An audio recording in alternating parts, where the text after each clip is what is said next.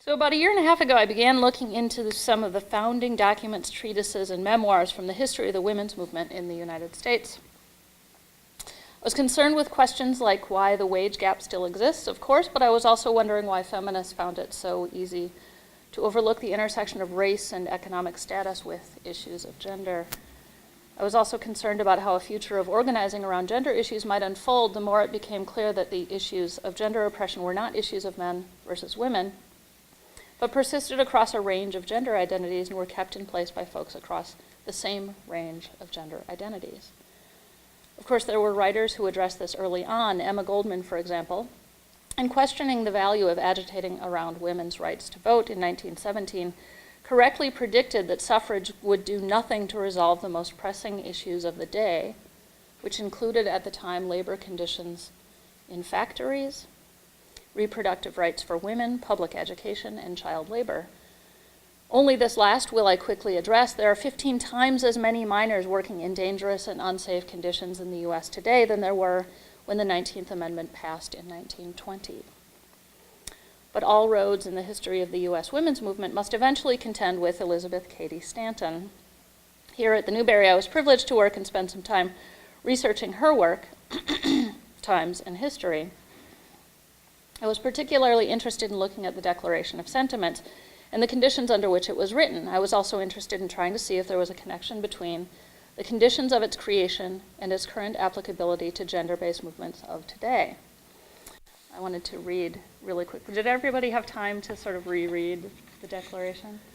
So, as you may be aware, it in many ways is sort of considered a satire of the Declaration of Independence. And one of the really interesting things about that, of course, is that women don't write satire, right? And so that this draft policy agenda list was intended deliberately to be a humorous take on politics.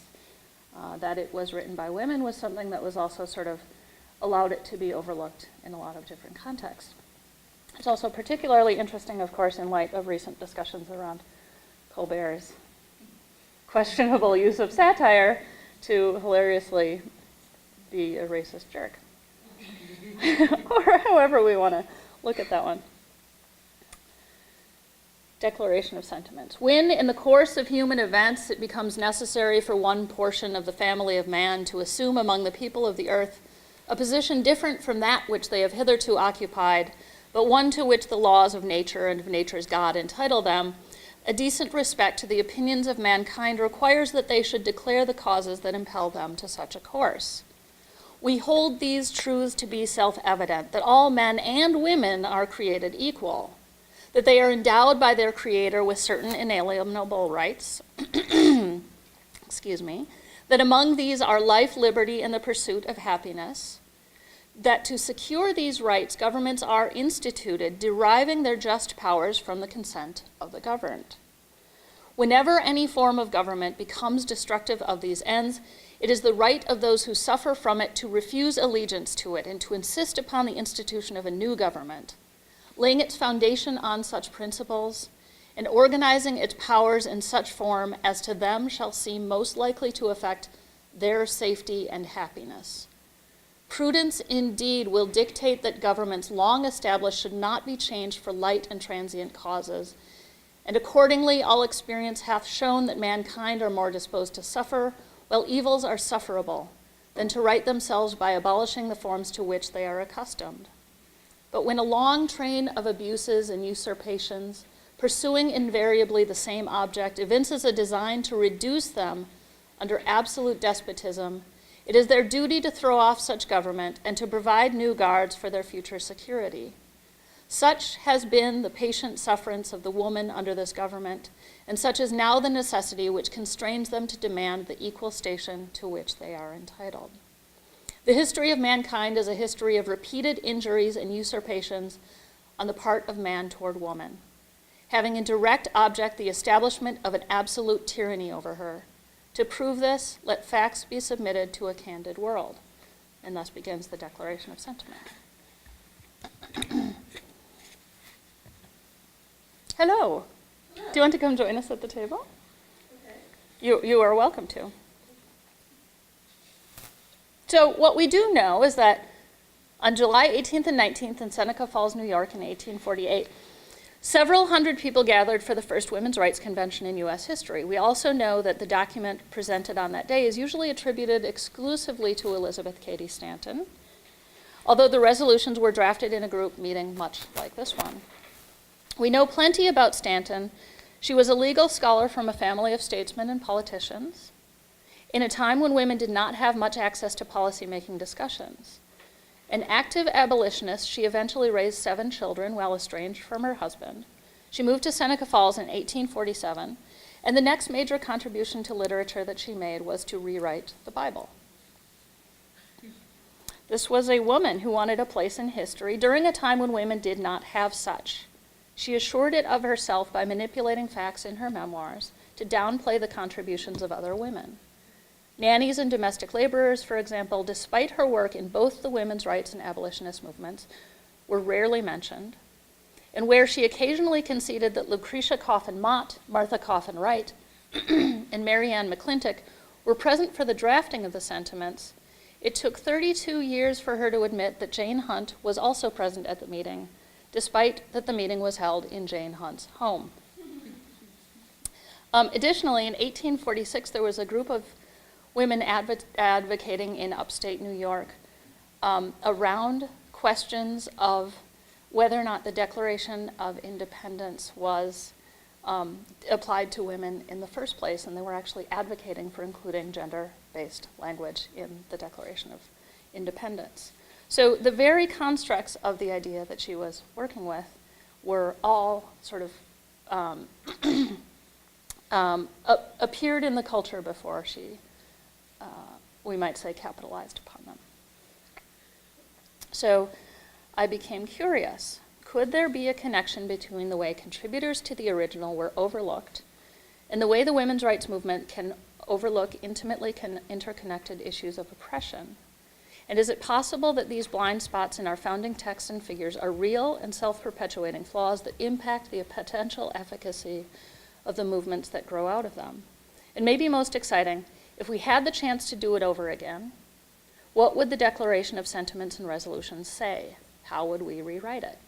So I have invited you here today to finalize that process. When I took the Declaration of Sentiments to the public 165 years after its original drafting, which would be last year, I was surprised to discover that exactly 2/3 of the original statements were thought to still hold true today, with little adjustment, although we will discuss the gendered language in a moment, which is to say that although these issues have been clearly stated and on the agendas of women's rights movements for 165 years, they have still not been resolved. I will distribute now copies of the new sentiments as voted on by approximately 100 folks between the ages of 12 and 45 who participated in in-person lectures, discussions, and sort of an online call for participation that we distributed in August of last year, starting in August of last year through October of last year. But before we do that, before we actually look at what the sentiments are, we're going to discuss, as we've seen here, how the gendered language operates and whether or not we might prefer to craft a better version for our newly rewritten declaration. Following this, should any significant sentiments remain unaddressed, we encourage you to write them down and submit them during the approval of sentiments section, approximately 10:15. So before we move on, please note that there are the clipboards circulating, which I encourage you to note your name, contact information, and any organizational affiliation you may have that really exists or one that you may wish to make up that I can include in your information. This will be used not only to credit your participation in this process, but also to contact you upon completion of the project. So if you do not wish to be contacted, then make sure to note that, and I will not contact you for whatever reason. Since we have kind of a tidy group and we're all sort of able to see each other, it would be great if we could take a minute now to just go around and introduce ourselves really briefly. Is everyone comfortable with that? Excellent. Should I pass the microphone as well? Okay. Thank you. Hi, everyone. I'm Lindsay Smith. I go to the School of the Art Institute of Chicago. That's how I met Anne there. She was a professor. And currently I've been working on a documentary called Comics Undressed, focusing on gender, race, and non-binary folk in the comic book industry, both representation and people working in the industry. So that's a little bit about me. I'm going to pass it on to you. Oh, if you could also mention your pronoun. She, her. Good morning. Not sure. This is weird. I'm Veronica Ariola, and I work at UIC, and I run our Women in Science Engineering program. I'm also a blogger, writer at Viva La Feminista, and my pronoun preference is she, her, or they. My name is Cinnamon Cooper. I am a small crafts business owner and a member of the Chicago Craft Mafia, where we only rub out with pink pearl erasers, and I'm working to bring more publicity to the crafts movement as it stands now. I prefer feminine pronouns. I'm Morgan Clare. I'm an independent writer and artist. I mainly focus in the subject of female sexuality in alternative versions. I'm an Art Institute alumni, and I prefer feminine pronouns. Hi, my name is Nadia Garofalo. I'm here to support my friend Morgan. And I am also an alumni of the School of the Art Institute of Chicago. I currently am a designer working in, freelance designer working in film, TV, and theater. And I am genderqueer, but I prefer to use feminine pronouns. Thank you. Hi, I'm Sarah Sue. I prefer feminine pronouns. I suppose I'm an independent artist, just here to support my friend Morgan, and also here for my own education on modern feminism, and that's about it. I'm Sarah Ross. I'm an artist, and I also teach at several different places, the School of the Art Institute part-time and Stateville Prison. And I organize other faculty in the city to teach classes there. And I'll prefer she. I'm Cheryl Wagner. I work here at the Newberry. In my other life, I am a international board certified lactation consultant and a La Leche League leader. I am fine with feminine pronouns. Hi, I'm Barbara Kennan. I'm an artist and a bureaucrat. During the week, I work at the Department of Cultural Affairs for the City of Chicago, and when I'm not there, I try to be creative and do lots of things to make the world a better place. I prefer feminine pronouns. Hi, I'm Debbie Hillman, and I hate the word feminine, but I prefer those pronouns. I'm a strategist for food and farm policy, and I co-founded the Evanston Food Council where I live, and then our state representative wrote the bill that created an Illinois Food Council, and I met Anne through that work, and that's why she invited me here. So thank you. I feel like I'm sort of the lonely one over at me and Lindsay are all alone at the end of the room. Great. Okay. So as you know, if you had the chance to review the sentiments, what we have is, was anyone struck by how the language emerged in the original, if you did have the chance to relook at it? In terms of the propositions they received, yeah, I thought that was, I mean, I guess to some regard it makes sense, but then it disregards the attribution of feminine oppression on women. So Or, yeah, by women as well? Yeah.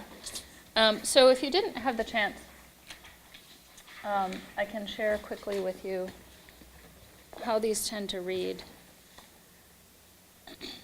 He has never permitted her to exercise her inalienable right to the elective franchise. He has compelled her to submit to laws in the formation of which she had no voice. He has withheld from her rights which are given to the most ignorant and degraded men, both natives and foreigners. Having deprived her of this first right of a citizen, the elective franchise, thereby leaving her without representation in the halls of legislation, he has oppressed her on all sides. He has made her, if married in the eyes of the law, civilly dead. He has taken from her all right and property, even to the wages she earns. He has made her morally an irresponsible being, as she can commit many crimes with impunity, provided they be done in the presence of her husband. In the covenant of marriage, she is compelled to promise obedience to her husband, he becoming to all intents and purposes her master, the law giving him power to deprive her of her liberty and to administer chastisement. He has so framed the laws of divorce as to what shall be the proper causes of divorce in case of separation, to whom the guardianship of the children shall be given, as to be wholly regardless of the happiness of women, the law in all cases going upon the false supposition of the supremacy of man and giving all power into his hands. After depriving her of all rights as a married woman, if single and the owner of property, he has taxed her to support a government which recognizes her only when her property can be made profitable to it. He has monopolized nearly all the profitable employments, and from those she is permitted to follow, she receives but a scanty remuneration. He closes against her all the avenues to wealth and distinction which he considers most honorable to himself. As a teacher of theology, medicine, or law, she is not known. He has denied her the facilities for obtaining a thorough education, all colleges being closed against her. He allows her in church as well as state, but a subordinate position, claiming apostolic authority for her exclusion from the ministry and, with some exceptions, from any public participation in the affairs of the church. He has created a false public sentiment by giving to the world a different code of morals for men and women, by which moral delinquencies which exclude women from society are not only tolerated, but deemed of little account in man. He has usurped the prerogative of Jehovah himself, claiming it as his right to assign her for her a sphere of action, when that belongs to her conscience and her God. He has endeavored in every way that he could to destroy her confidence in her own powers, to lessen her self-respect, and to make her willing to lead a dependent and abject life. Now, in view of this entire disenfranchisement of one half of the people of this country, their social and religious degradation, in view of the unjust laws above mentioned, and because women do feel themselves aggrieved, oppressed, and fraudulently deprived of their most sacred rights, we insist that they have immediate admission to all the rights and privileges which belong to them as citizens of the United States. And I think it's interesting because at the time, it probably seemed clearly divided along a gender construct that was also related closely to biological sex. And I think that we have now seen, although it took another 70 plus years to pass the 19th Amendment, and then since then we've had another nearly 100 years to see the effects of bringing women into government at the astounding current rate of 18% of our House of Representatives at the moment. We've seen that these things aren't exclusively about men oppressing women. And one of the things that came up repeatedly in the online forum in particular was people were like, whoa, whoa, whoa, women do this stuff too. So the question the first question to me in rewriting the Declaration of Sentiments is how do we actually respond to that shift in culture that has proven that these systems of oppression, although they are gendered and they tend to impact us in gendered ways, are not the exclusionary property of one gender identification on another gender identification. So what I tried to do with the attached, which you can see, is sort of eliminate that and work around it a little bit, right? To speak, as any therapist will tell you, with as many I statements as you can fit into a document. But I would like to open the table now to other ideas or or other ways of thinking about addressing these issues in text. Does anybody have any thoughts?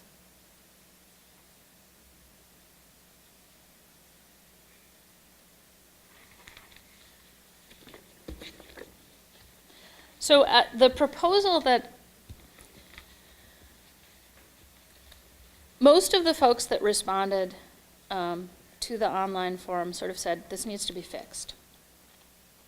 I can't sign off on this the way that it's currently written.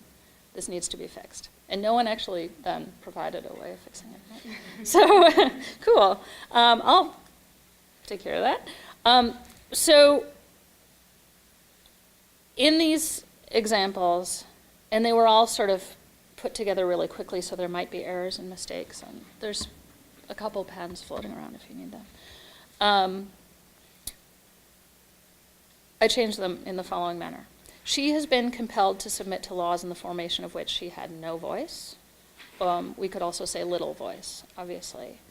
Through deliberate means, her confidence in her own powers has been destroyed, her self-respect has been lessened, and she has been made willing to lead a dependent and abject life. My intention here is to describe the experiences of cis women and trans women, and not to necessarily exclusively blame folks with masculine identities. Does anyone have a better way of doing that? Does anyone see any potential improvement to this proposal that I'm setting forth here?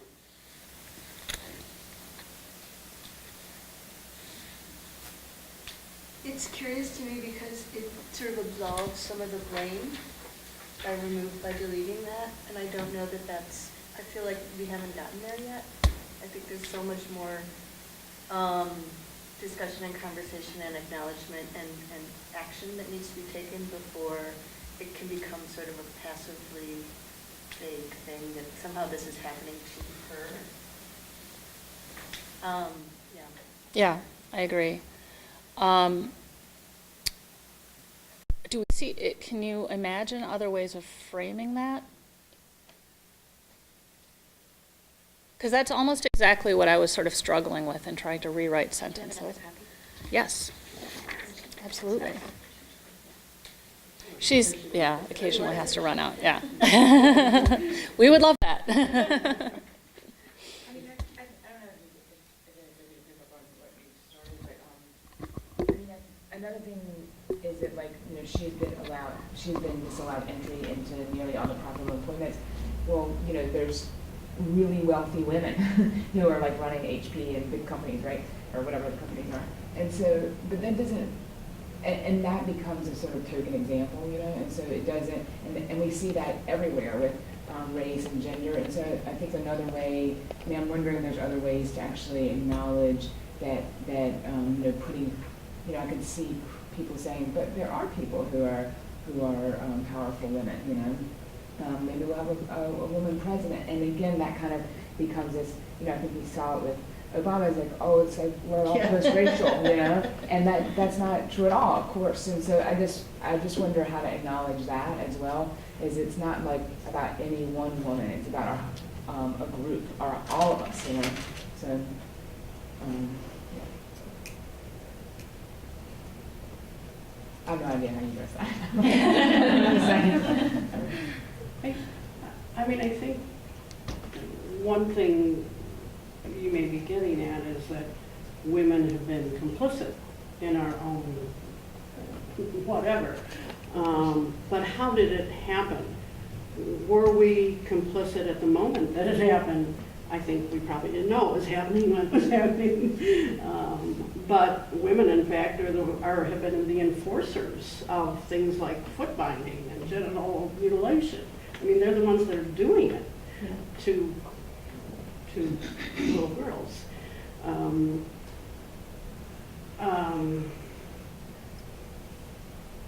So, I mean, I'm in favor of sharing the responsibility on a certain level.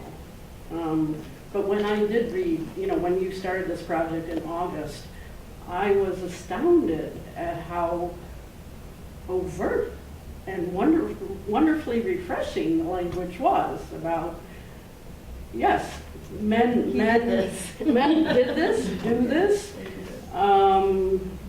Yeah, so I don't have anything concrete to offer, so. No, that's all. And actually, the men, who are mostly the ones who are the people in the places of power throughout all aspects of society, are oppressing not just women, but everybody who's other.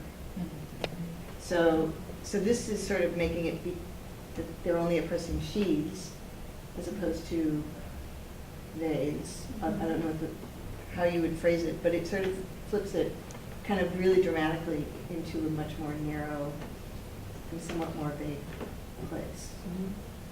And you can see how it's efficient, right? You know, it reads like it's efficiently read. But I was thinking about this like Cornel West article that's like written in the 90s, and every time he names people, he names these really long lists, you know. And but because it's so repetitive, like by the third page, you're like, oh, like you cannot.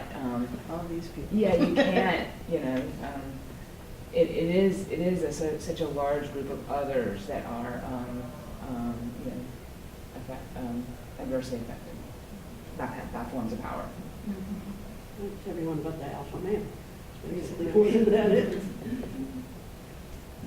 Is it possible to also consider that the format itself doesn't work? Completely rejecting the format? I mean, if you can't find a way to use proper gendered language that works for all people, maybe this entire format just is wrong and doesn't work. Maybe it's not sentimental. Well, and that is the interesting, when we look at how the Declaration of Sentiments was originally received, for one thing, it was of course taken to be too strongly worded.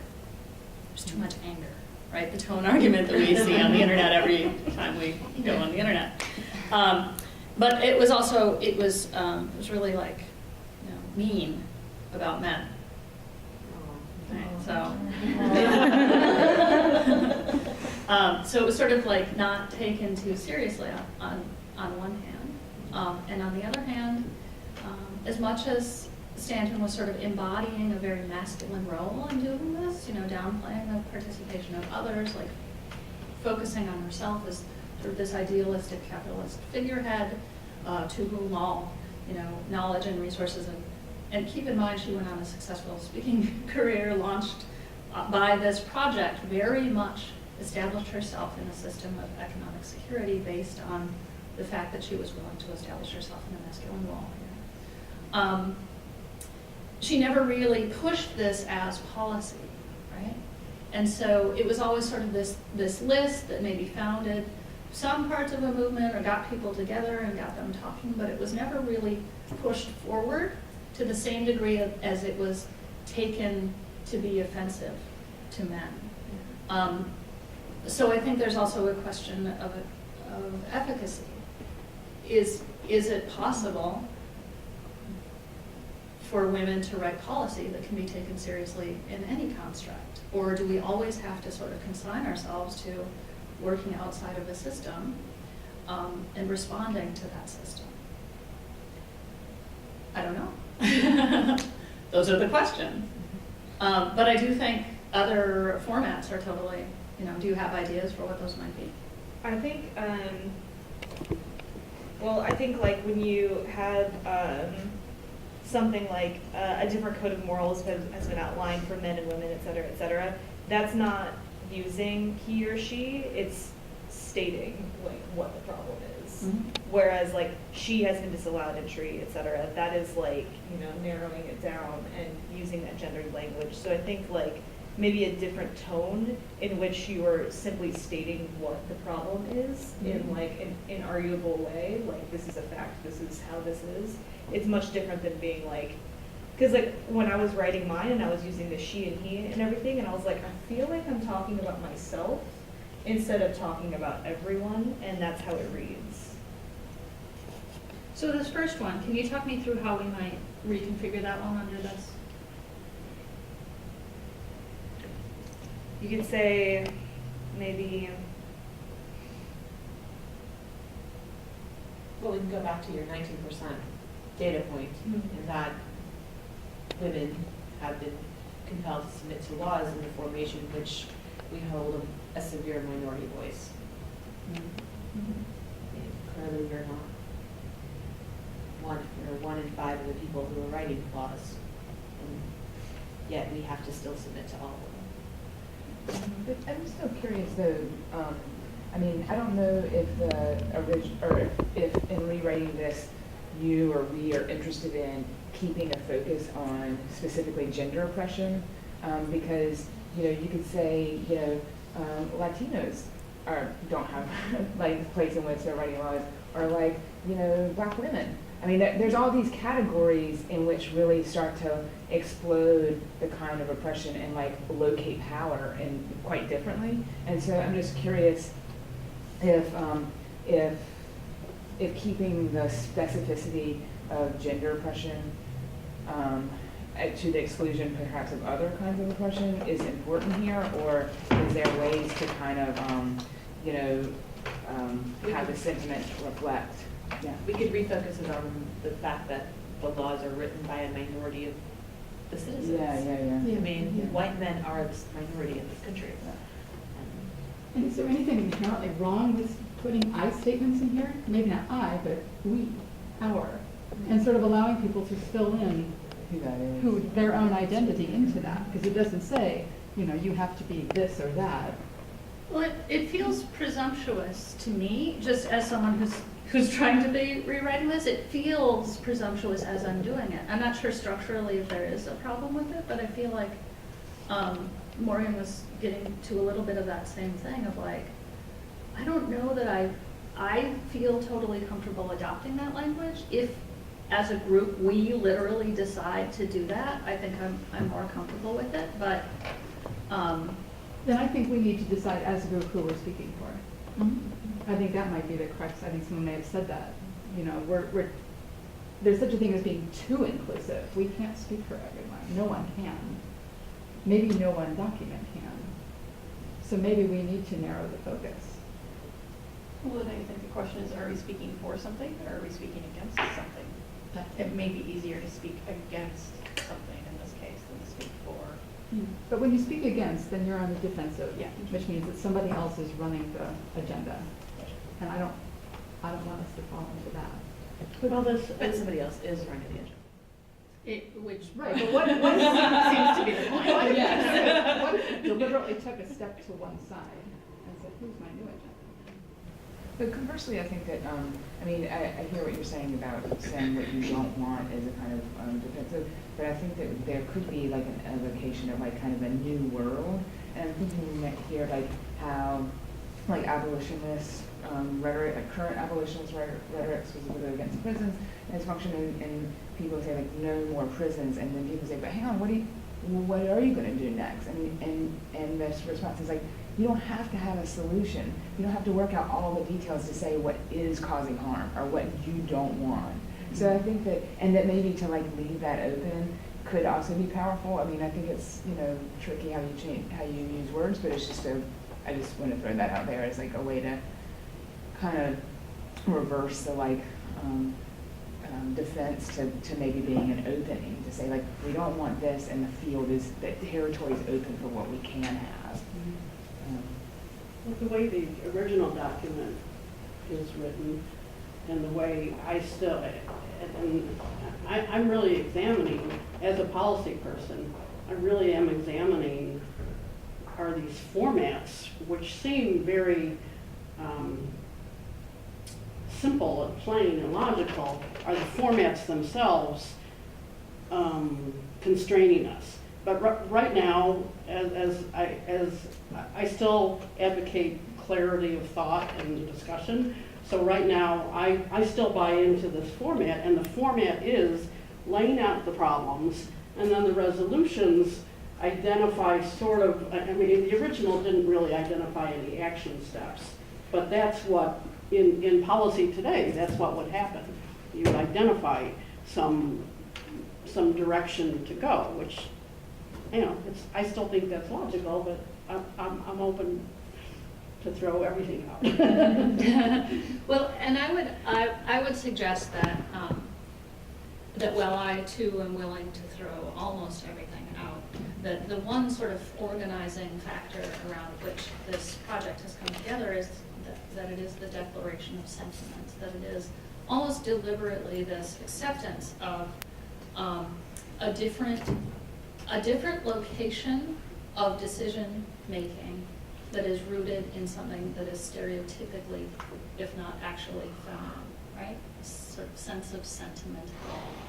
And as much as that stands in direct opposition to the very strong notion of the Declaration of Independence, I think that what's interesting to me about this document is just trying to tease out what a declaration of sentiments might be. Whether or not that retains this,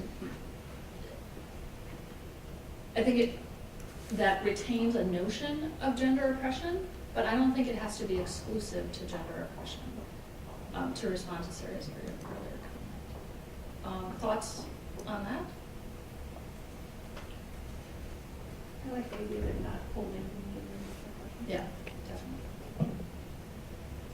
Yeah, can I just jump in with a kind of more general point that really, I had the chance to hear Anne talk about this at a colloquium recently, so I've been kind of cogitating about it and saw a lot of the online comments that Anne shared with that group. And one thing that really struck me, and struck me again when I was rereading this, is that we have in this list references to institutions which most people would agree are oppressive, like, or potentially oppressive, like, you know, the church, the government, and there's a mention of profitable employments and women not having access to those, but no one has specifically sort of looked or pointed to capitalism as an oppressive structure. So I would just like to throw that out to think about how that fits into all of this, that it's something that's not, you can't specifically sort of point to an institution like a specific church group or a specific government, but you could think about the way that all of these different kinds of oppression, in one way or another, are hooked into that larger economic system to which we're all more or less enslaved. So I just like to sort of throw that into the mix to see how people think.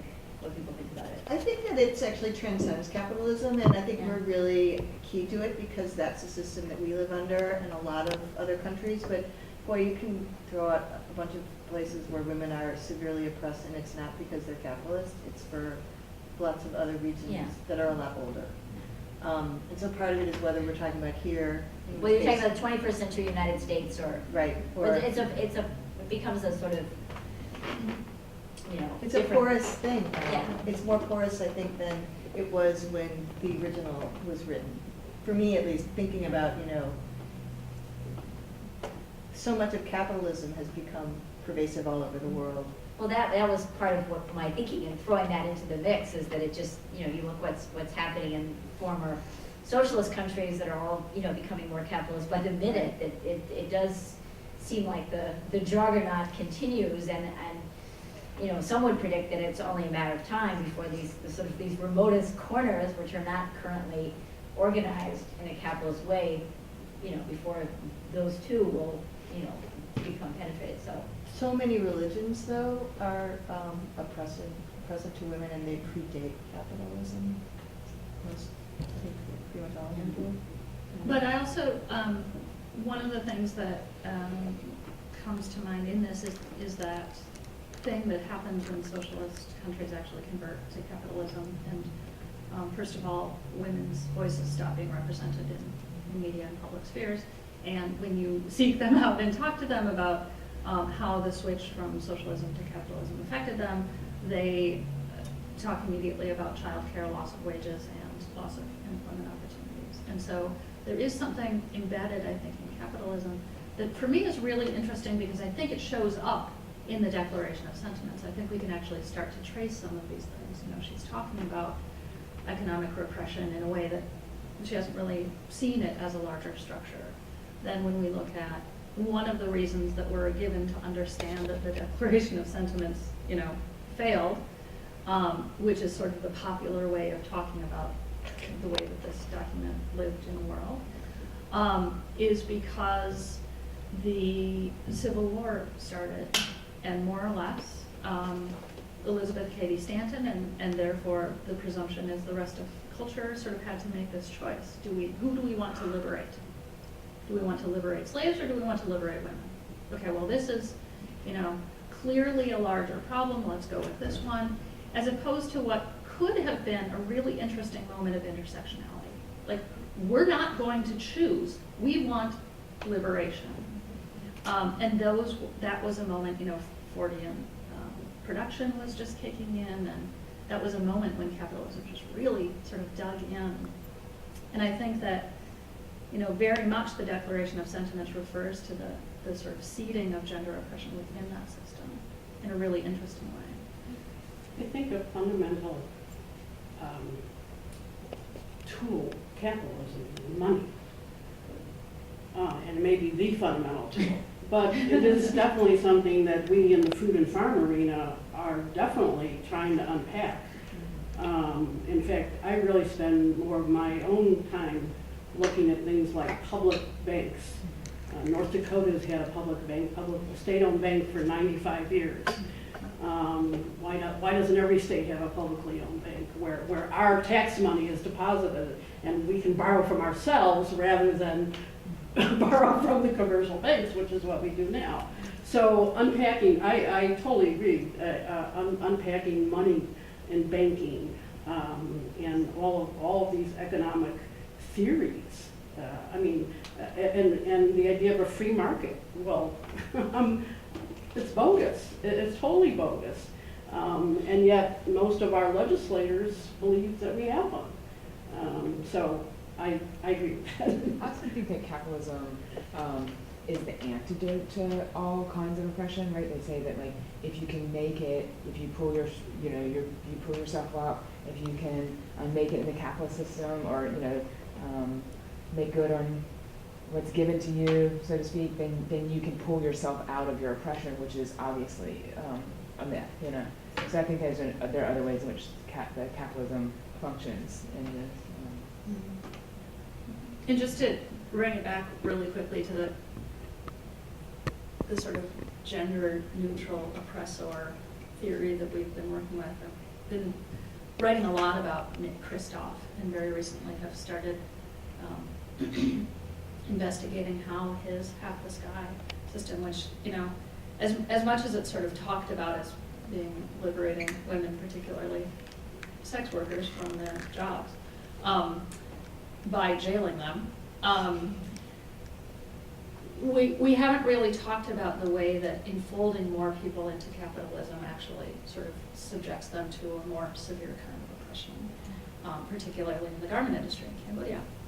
And one of the things that I've been investigating lately is how his wife, the co-founder of the Half the Sky movement, has been functioning in all of this. And she not only is sort of the person of color woman figurehead that's sort of used to explain that all of this is okay in the literature and the videos, but she also is an investment banker that's pulled in many of the big money donations that are actually funding these projects. And so in that case, all the attention is focused on Nick Kristof, but what's really happening there is much more about this sort of non-gendered system that seems to come directly from the notion of successful capitalism. And you think what's happening with them is wrong, or incorrect, or unsupportive, or? Well, the Half the Sky movement has been a very, very, very strong advocate of implementing free market policies in places where it hasn't existed in the past.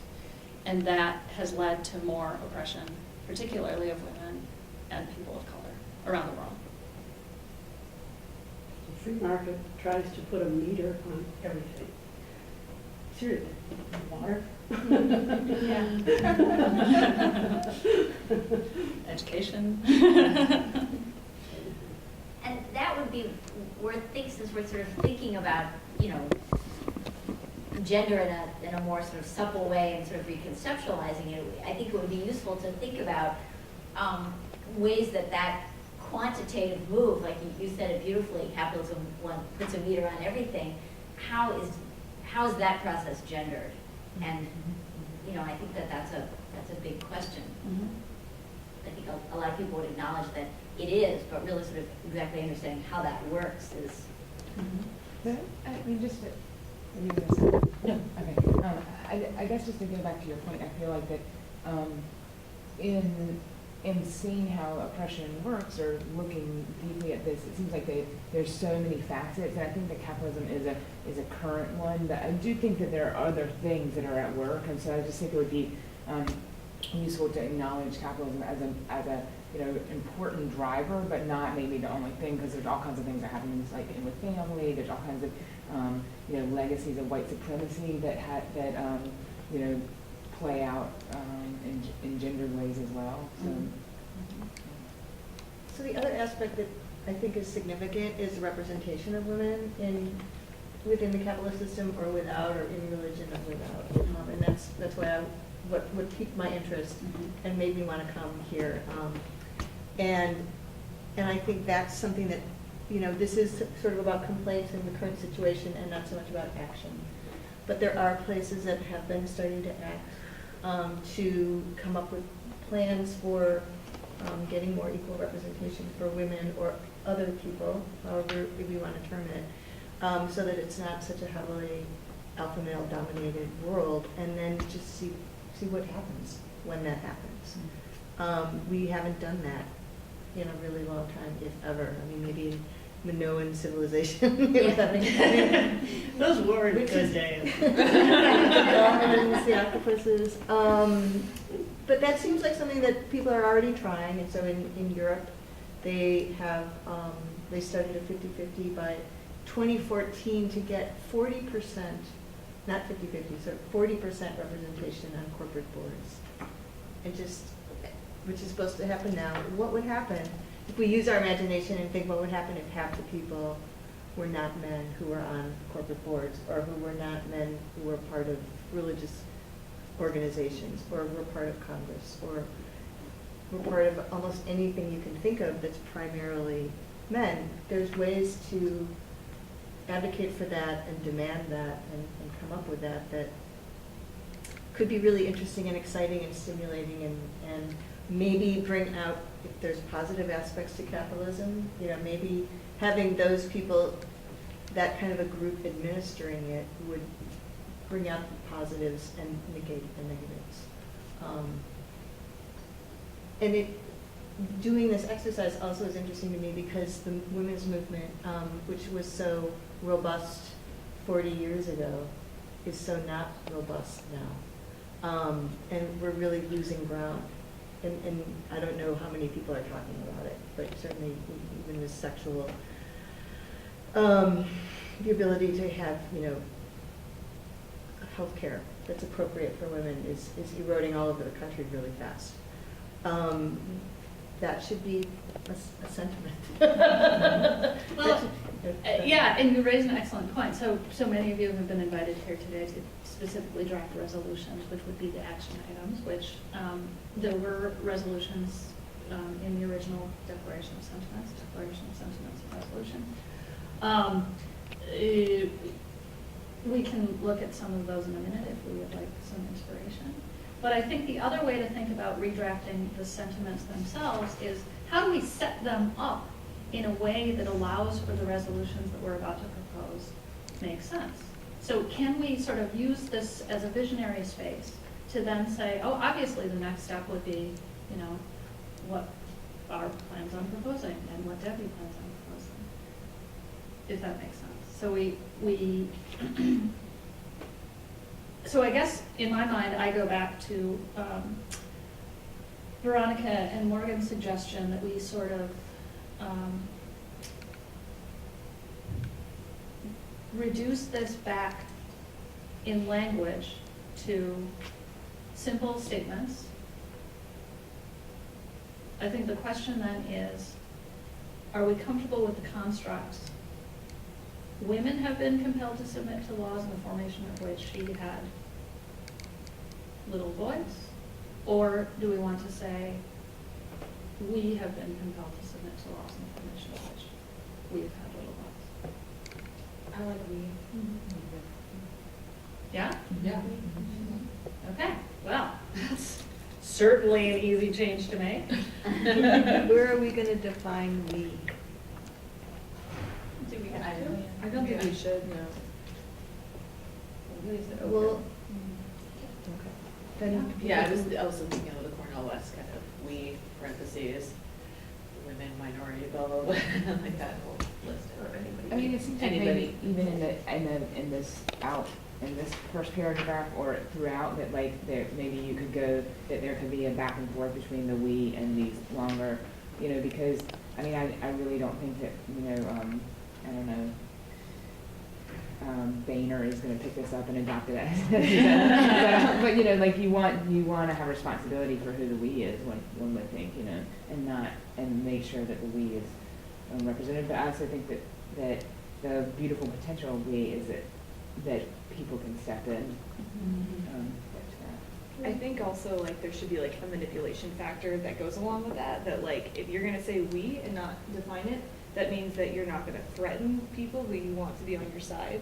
So like if men are going to read it, instead of being like, well, this is offensive to me, or like I feel excluded, if they read we undefined, then they're like, well, maybe I could relate to this, and therefore I have empathy for women or other.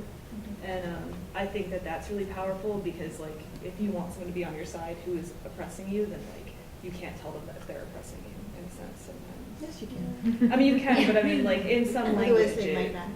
Yeah. Well, this is a question about, like, maybe are you asking questions about, like, does this document build solidarity? Is that the sort of... Well, or does it strategically build solidarity? Because of course you can accuse someone of oppressing you, and then at least they will know it, but they might not be convinced to change, right? And I think what Morgan is getting at is that maybe there's a way that we can construct language that contains the accusation, but also sort of invites a wider way of reconsidering action. So could we potentially change it from the passive voice to the active voice? Could it be you have compelled us to submit to laws in the formation of which we have had no voice? Then who's you? But you could just say others have compelled us. And I think one of the things that when I first read the Declaration of Sentiments as a little kid, I liked that it was so, like the tone was so, you did this to us. And I feel like that strength is missing here. And maybe not in everyone, because I don't know, but at least in the first couple.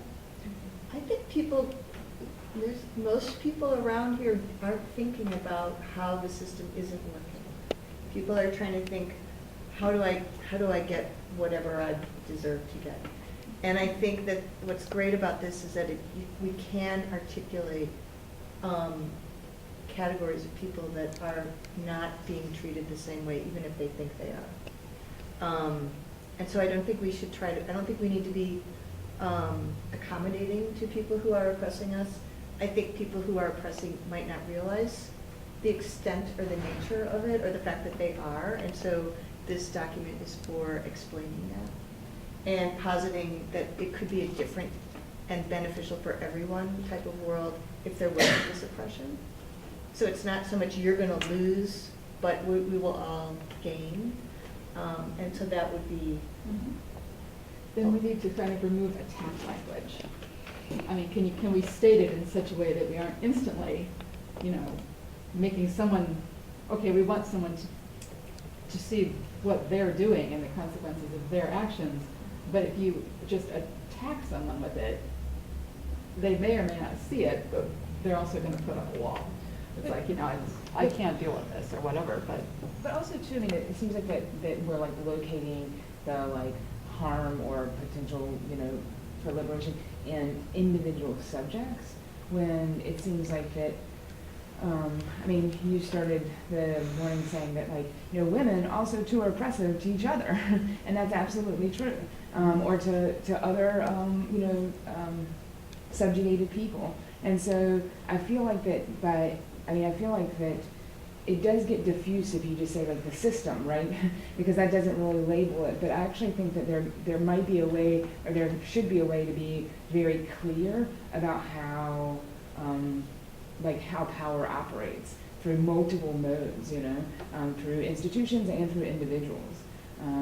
And so I wonder if we think like, I don't know how that's done. If it was like 12:30 with another cup of coffee, I might figure it out. Probably not.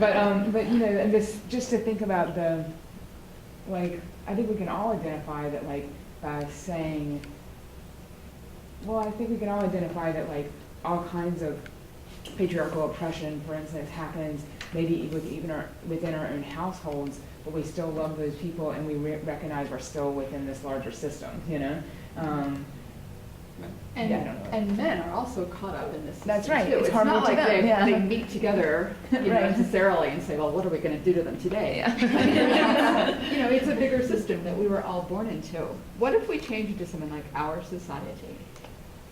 Well, I think what I'm hearing a little bit is that there might actually be potential in having it be somewhat accusatory, maybe finding a way to tone down attack language, as you described it, but also really clearly state you have da-da-da-da, and have the you function as this both systemic and individual figure that maybe sort of switches throughout the text of the document.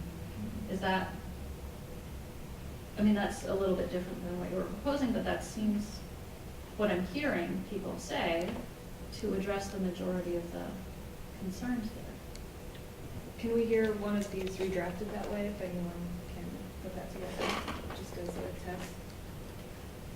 So,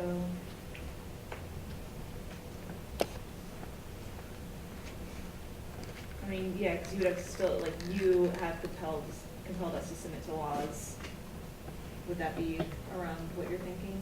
You have compelled us to submit to laws in the formation of which we have no voice. Or That like, sounds, what? or like a different code of morals has been outlined for you and us. Well, which moral, you know, I don't know. I guess I'm a little confused, maybe because we haven't yet talked about what the actual outcome of this whole, I mean, once we put this together in whatever fashion it is, with the sentiments and resolutions, then what? And from my perspective, no one has said they're taking it to Springfield or Washington, D.C. So then my interpretation is what this really is this is a call to consciousness, which is the first level. Before you can go to Springfield or Washington, you have to evaluate whether you have a critical mass. And I mean, so this would be an attempt to create a new critical mass that would then, with some possible action items at the end.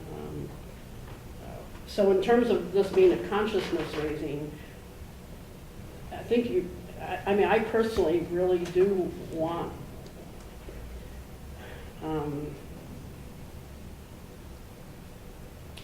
I would like women to see themselves in this. That's important to me. Me too. Because I think once women start working together, then we will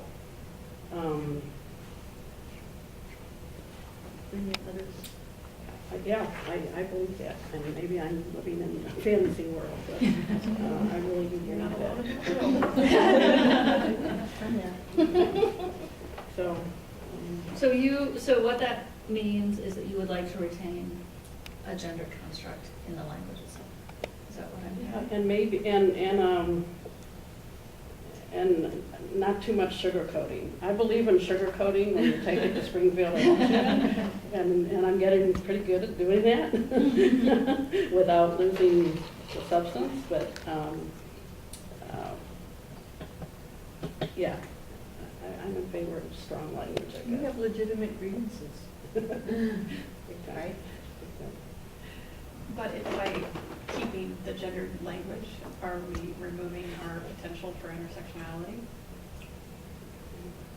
Are we, excluding people that might agree with us? Into whom the exact same systems are keeping them in the exact same straits. I mean, I wonder if there's a way to foreground gender, but also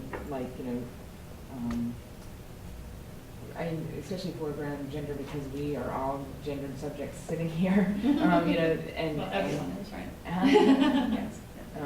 So, but to think about that, but I do think, I do have hope that if the U.S. government is 50% women, that things would be different. But I feel like that one's gender doesn't necessarily impel someone to work a certain way, and especially if there's such a larger construct that tells you getting there means acting a certain way, And so I just and I think again, I think about the post-racial sort of movement as that example that. So I wonder if it's about kind of locating actually a sentiment that comes from kind of a feminist perspective, right? I mean, that's a very particular kind of lens, So, I actually understood this project as a feminist project, right? Which is different than just women, I would say, I would think. I mean, the feminists, 40 years ago were very clear that the system as it was then, and may still be, damaged everyone, not just women. And yet, women participating in the feminism of 40 years ago weren't granted the same access to make those claims. And so there was even sort of a structure of oppression that happened within those movements that... They weren't perfect. Right. That I think we can find a way to eradicate. I hope to God we can find a way to eradicate. How to do that in a single document, who knows? Maybe it's totally possible. But I'm hearing this sort of urgency also to move on, and I think that we have addressed a lot of the issues that hopefully we can sort of find a final resolution for in a moment or two. Just point the microphone towards you and just leave it like that. Okay. Thanks. That we should move on then to a discussion of the sentiments as they are emerging and sort of continue here to approve them and then discuss the publication format, which Debbie already thankfully raised, and then move on to your resolution presentations, and so that we can actually develop a notion of what action items might be existing. And then hopefully sort of revisit all of these issues in the approval section coming up shortly. I never use agendas. It's very exciting to have a list of how we will proceed. So what I'd like to have you do in the next couple of minutes is please look over this document that you have here. If you don't, does everyone have one? Extras if you do not. As the opening statement reads, 165 years after its creation, over 100 folks between the ages of 12 and 45 were invited to reconsider the Declaration of Sentiments in classrooms and lecture halls around the U.S. And via the internet, this group selected the below sentiments, slightly rewritten to their specifications, as relevant or mostly relevant today. They are ranked in order. People were asked to select relevance in terms of a scale of 1 to 5. And so the top one would be the one that received the most 5 votes. The bottom one in this section received an average of 3, an average of a 3 rating. And so these are the 12 statements from the original Declaration of Sentiments that were felt to be sort of still truest today as originally worded. The final 4 have been shifted to reflect updates as they were submitted online or discussed in public forums. Again, because most respondents also indicated discomfort with the pronouns present in the original, these sentiments are rewritten to reflect the underlying conditions cis and trans women noted throughout the process above, that eliminates language that may offer the presumption that folks with masculine gender identities are exclusively responsible for gender-based oppression. But as we've been discussing, where you see improvements possible, feel free to note them. But what I'm asking for you to do in these first 12 is not to vote on whether or not they will be included. They will be included, but to change them if you feel like they aren't properly worded or don't actually provide the most concise analysis or description of the sentiment as it occurs to you. And then the second section, I am actually asking you to vote on whether or not they will be included. And if you do want them to be included, but would like to see them rewritten, that you rewrite them. And if you just don't feel that they are relevant at all, then to just vote no, circle the N. What I will say is that there was no single sentiment that every single person unanimously agreed was no longer relevant, which itself is pretty interesting. The original proposal of this project actually came about when I was visiting a printing facility in Geneva, New York that had just opened, and they brought me into the like secret back room, and they were like, look, this is the original women's rights, printing press collection, and look at all this great stuff. And they had one letterpress that was like, this is the printing press on which the Declaration of Sentiments was written. And I was like, I'm using that. And sort of set up this project around like thinking about like, oh my God, that's so interesting, and like what happens if we revisit that moment. And then as the project emerged, the printing house that currently houses that collection of printing presses eventually revealed that that maybe wasn't true. In fact, it wasn't at all true. And what is true, though, interestingly, about the original Declaration of Sentiments was that it was printed on North Star Press, Frederick Douglass's printing press. And that press itself has been lost to the sands of time or whatever. So is not available that we know of. It could be possible to track down if I were funded to do that, which I totally would do that. But it's not something that I've had the facilities to do. It's not something that people sort of have a way of finding immediately. So then the question becomes, is it important that this document be printed?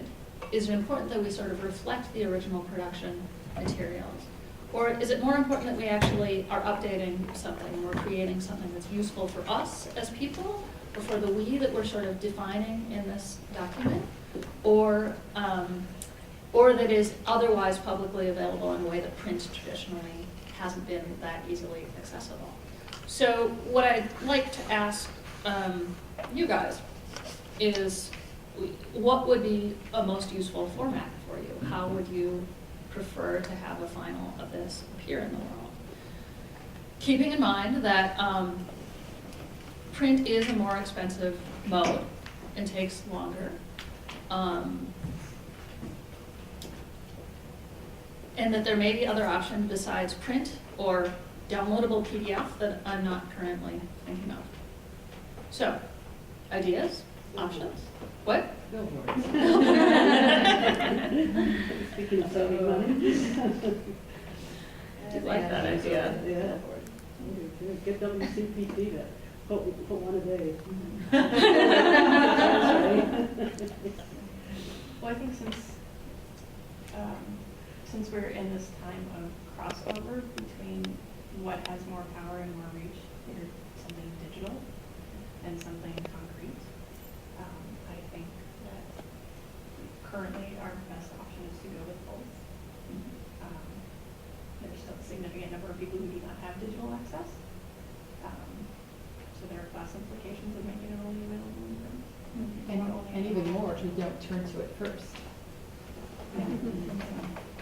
But what we overlook while we are in this moment is that the reach required to make a print piece as publicly accessible to those particular people that are looking for print is also a barrier, right? So that we need to devise then a distribution strategy that came out of that, and find some way of actually making sure that people who wanted information but weren't turning to the internet first had immediate access to it. I mean, obviously the Newberry's already placed several copies of whatever we create on hold, which is awesome, but how do we then sort of put this in places where it might then also be accessible to people who don't live in Chicago?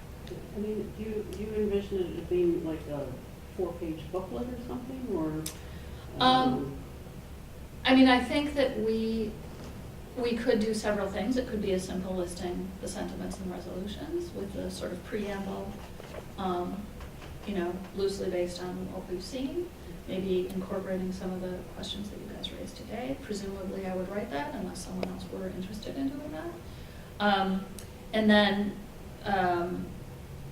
that is its own document. The original Declaration of Sentiments was much longer. It also sort of included meeting minute notes and a long description of how the events of the day, the 2-day meeting unfolded. That's not something that I necessarily feel like is super important on one hand. On the other hand, the way that this conversation emerged is actually incredibly important to the ways that the text will eventually read. So those would also be up for discussion. I think it's important for this document to note that you make. Thank you. It's not something I do all the time. I think the idea of doing print and digital, and maybe several different kinds of digital, sounds like it would have the most lasting impact. I feel that this document has enough of sort of an archaic quality to it that it becomes not the call to action, or at least it doesn't have the sense of immediacy that is interesting to me, that I would want to spend a lot of effort trying to distribute to a lot of people, and I think people would get it and not understand what it meant. And so I think it would be interesting to work more on this and make it into something that really does resonate with as wide of a group of people as possible. And then make it look like those little Bible tract books and like give it to the people that are on the street corners, but don't tell them that it's something else. I had a different visual for it. I was thinking more fake parchment. I was thinking costumes. Oh, well, costumes, obviously. NASDAQ, a little NASDAQ. I'd like to see it as a comic book. Yes. You guys have just basically laid out the rest of my career. Why does it have to be either or in terms of like how we present it? I mean, having the wording similar to the original has a lot of impact.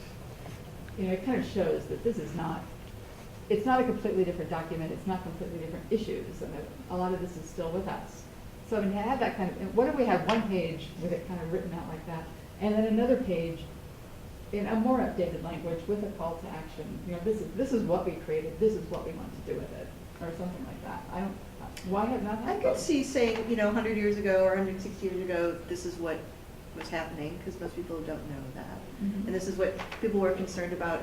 I mean, Jehovah, I don't know that most people know it, even I don't know what the prerogative of Jehovah is. But if we rewrote it in more modern language that kind of kept the tone of that, you know, the list with whatever language we choose, you know, just to kind of have that impact. That's what I'd like to retain. The formality. But I don't see why we can't go on then to say more about, you know, how it affects our lives today, call to action, whatever we want to do. I mean, if we're expecting this document to have as much power as the Declaration of Independence, then your method. Was the original a one-page? No, this is the sort of interesting thing, because it was never really called into this. Oh, I apologize. This it was never really called into a specific policy statement. It was really more this like narrative of what the first Women's Rights Convention said, and then there was sort of a section within that was the Declaration of Sentiments, but it was much more couched in this like a bunch of women got together thing. But, I mean, other very well-known people known to us. I mean, Susan B. Anthony was involved, correct? She was not in the first one. Yeah, but many, many, many abolitionists were, including Frederick Douglass and various. Okay, so what did they do with this in the the following couple of years. Well, and that's the interesting thing, and this is why sort of studying Elizabeth Cady Stanton has become central to this. It wasn't terribly well resourced or utilized. There seems to be, I mean, of the list of people who signed it, and this is, you know, a list that we can still see, it's on the online version as well, almost no one remained involved in any outgrowth of a women's rights movement thereafter. So something happened where people sort of stepped away from it fairly quickly that had been involved in that first meeting. And, you know, there were like groups and organizations that sprung out of it and more women's rights conventions, but almost none of the people that were involved in the original were invested enough to continue working on these issues. What that says to me is that the issues, that they weren't pulled into the discussion enough to make the document actually invested with their issues. But there's a number of other things that could have happened. One of the ways that this usually gets talked about is that the Civil War happened and everyone got freaked out for obvious reasons. And I don't remember the timing. I mean, I Yeah. read this so long ago, you know, but Susan B. Anthony and Sojourner Truth were circuit riders for decades. Was that after the Civil War? And they, I mean, and they were advocating suffrage, obviously, but they were also really eloquent about women's access to the pulpit and stuff like, you know, just being out in the public more. So I'm just trying to. Yeah, so I think that that this document, you know, it had power. It sort of seeded and collected a lot of these questions and issues. But I don't know that the document itself then was brought into those discussions all of the time. My sense is that it was created, was put out there, people got really angry about it, and then, you know, it probably ended up having more power than we allow it to be believed to now, because those discussions were then framed in similar ways as they emerged in these other places. But the people themselves that were involved didn't refer directly back to it all of the time. What did they refer to? Then the people that were involved that didn't refer to the same, or what were they? Yeah, I mean, it tended to be from my reading, which, you know, hasn't been thorough or extensive, but movement-based politics, not necessarily building a structure of, as stated in the Declaration of Sentiments, right? Does that make sense? So I think, I mean, there is power, there's potential for the document we create to have more power than the original as a document. But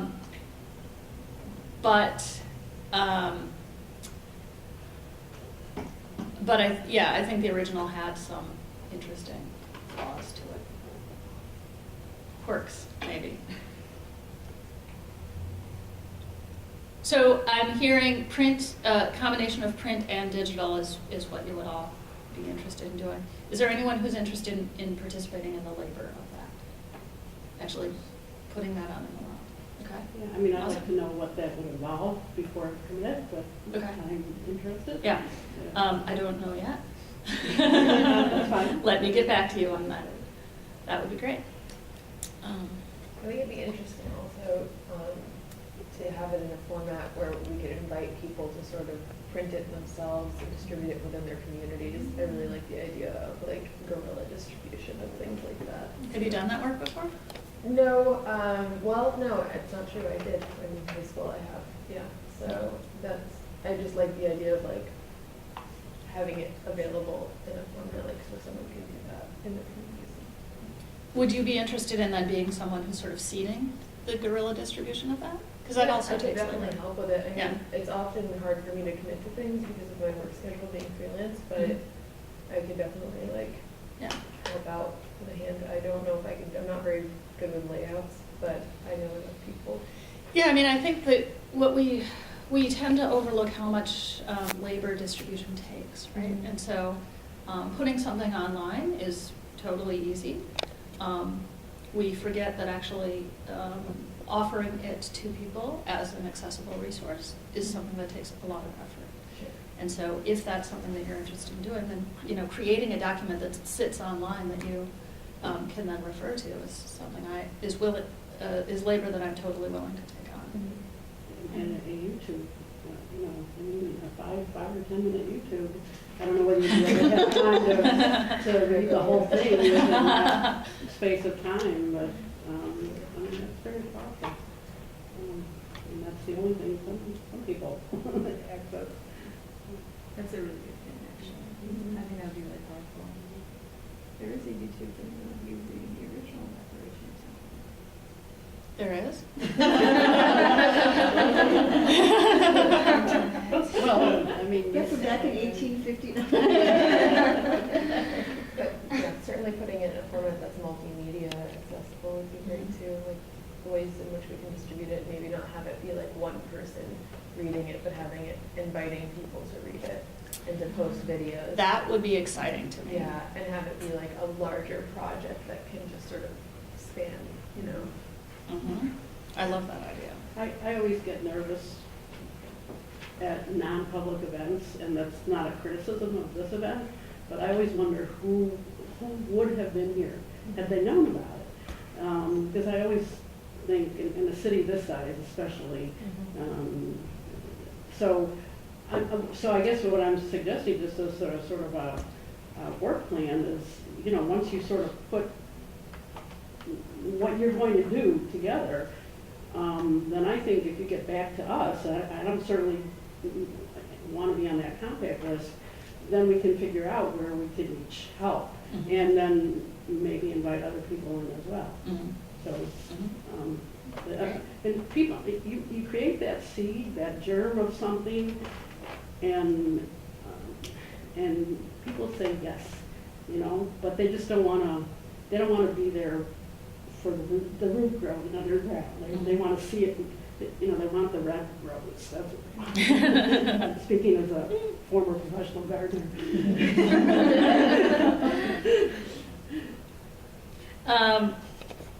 Great. That sounds excellent.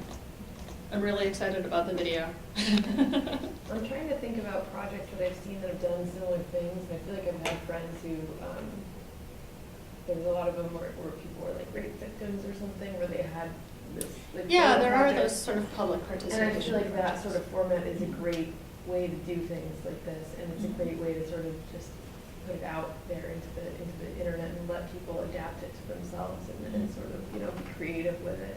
I think that's like. Would everybody be willing to record a sentiment for their own video Yeah. purposes?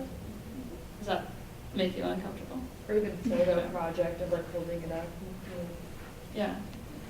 you didn't want to like speak on camera. Excellent. Okay, figured out.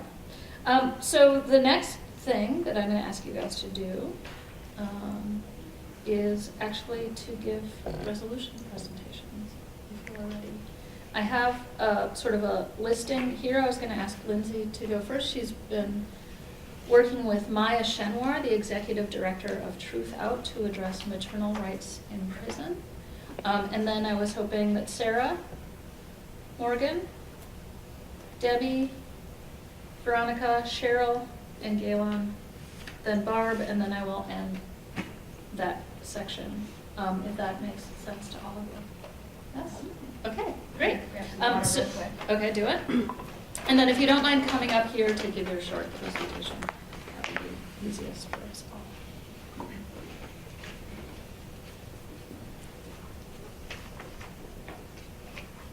Can I get the clipboard, the sign-off sheet?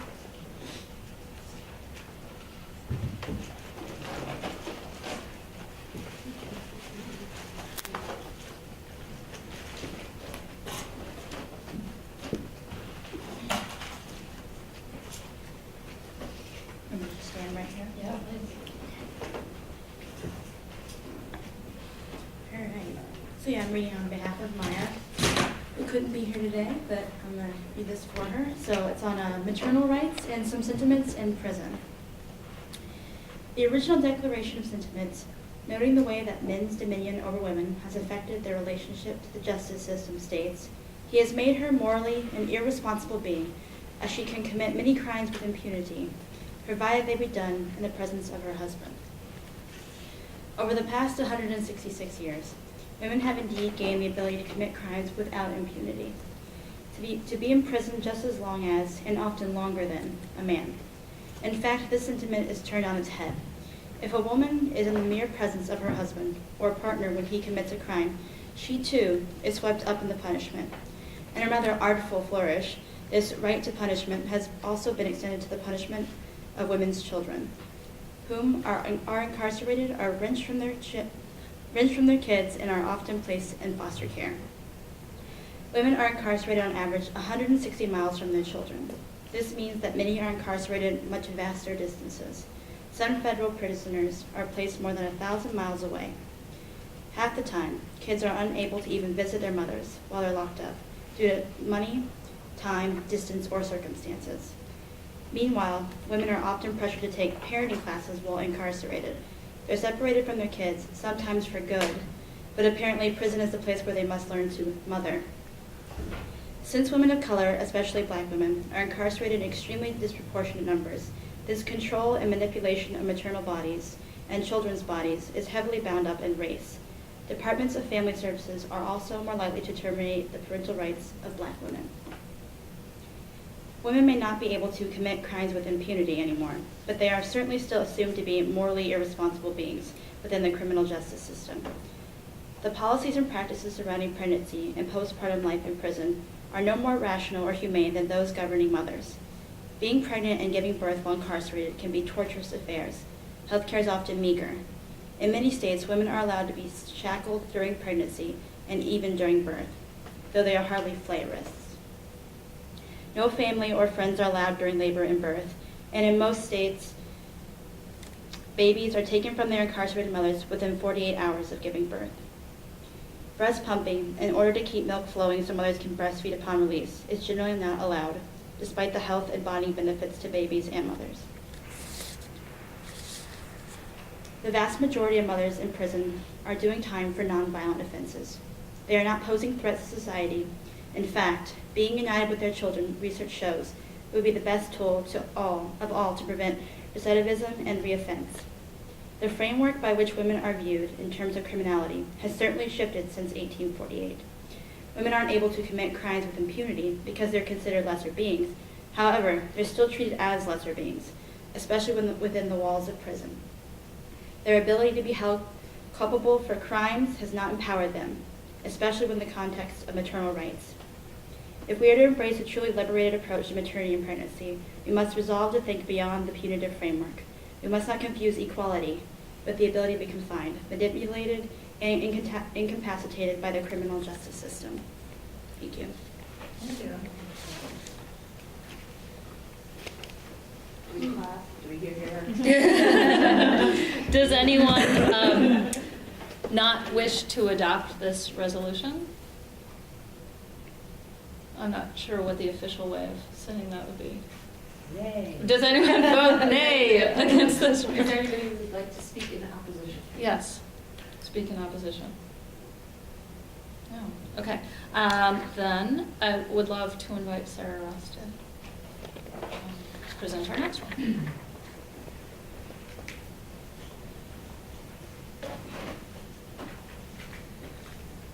A contemporary characteristic of life in the U.S. is the involves caging and confinement of human beings. Today, millions of our lovers, friends, brothers, sisters, mothers, fathers, and children are sent to jails, prisons, and detainment centers to live years, often decades, in small places operated by a small-minded state. Cages and confinement in today's society are seen as inevitable, a necessary fact of life for our own safety. Yet cages do not produce safety, and confinement does not confront conditions that leave us vulnerable, such as poverty, lack of access to vital services, exposure to violence, be it interpersonal or state-sponsored. To justify this, bodies are segregated, pathologized, and otherness is fabricated based on ever-changing orders of value. By these crude valuations, proponents claim that cages and confinements are the only way, Proponents claim that cages and confinement are the only way, the most efficient, what is deserved. As feminists, we know these categories, the fatal calculations, the operative modes of power, and we say that cages and confinement themselves are unsafe, inefficient, and undeserving of our bodies. Cages and confinement postpone our safety, our autonomy, and our commitment to a community of each other.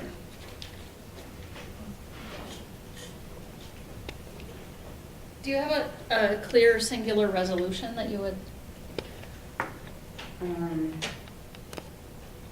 Yes, no more cages and confinement. No more cages and confinement. And does anyone wish to speak in opposition? In defense of cages and confinement? Then we'll call that passed. Who was next? Great. Debbie? Debbie Holman.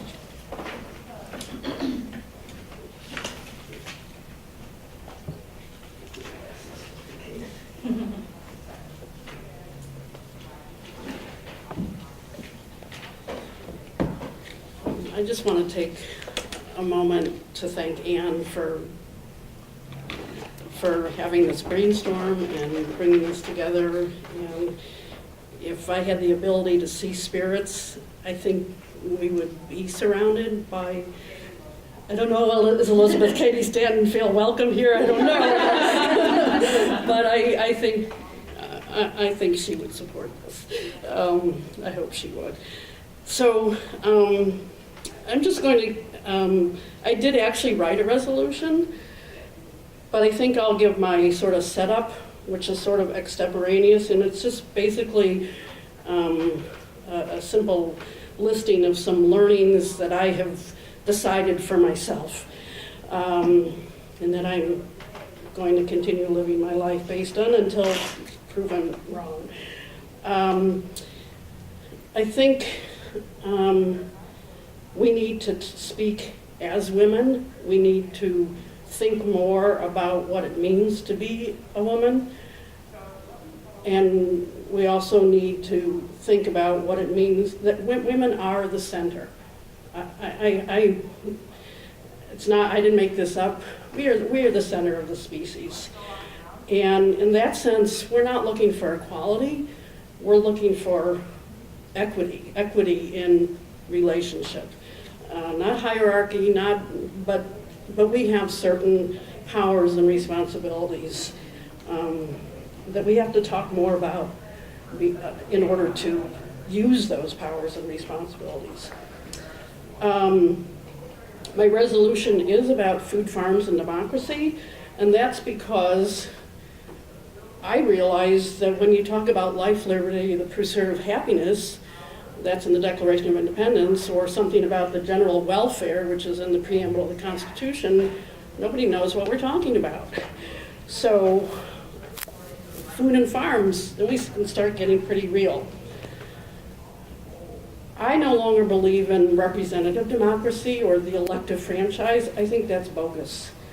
And if we can't represent ourselves in every situation, then my life is meaningless.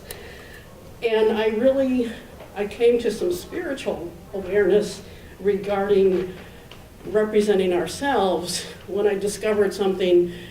I think we all kind of know about auras and energy fields, and some people can actually see these. I cannot, but I'm learning and I'm studying, and I really believe that that's a lot of truth that we've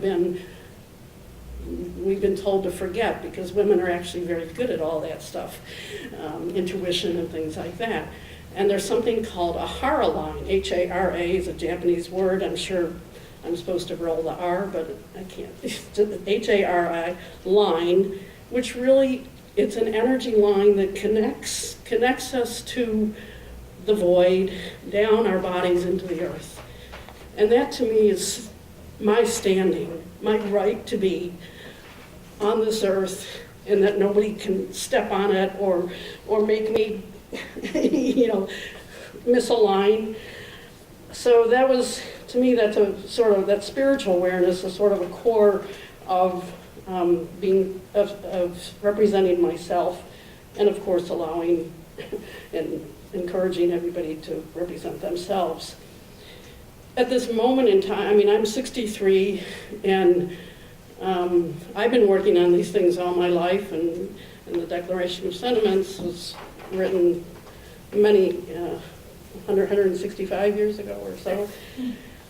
So I think we're going to need a lot of time, more time yet, to reverse where we are now. And I think there's a lot of indications of how that's happening. And so I think women, we just need time with ourselves, personally and in groups.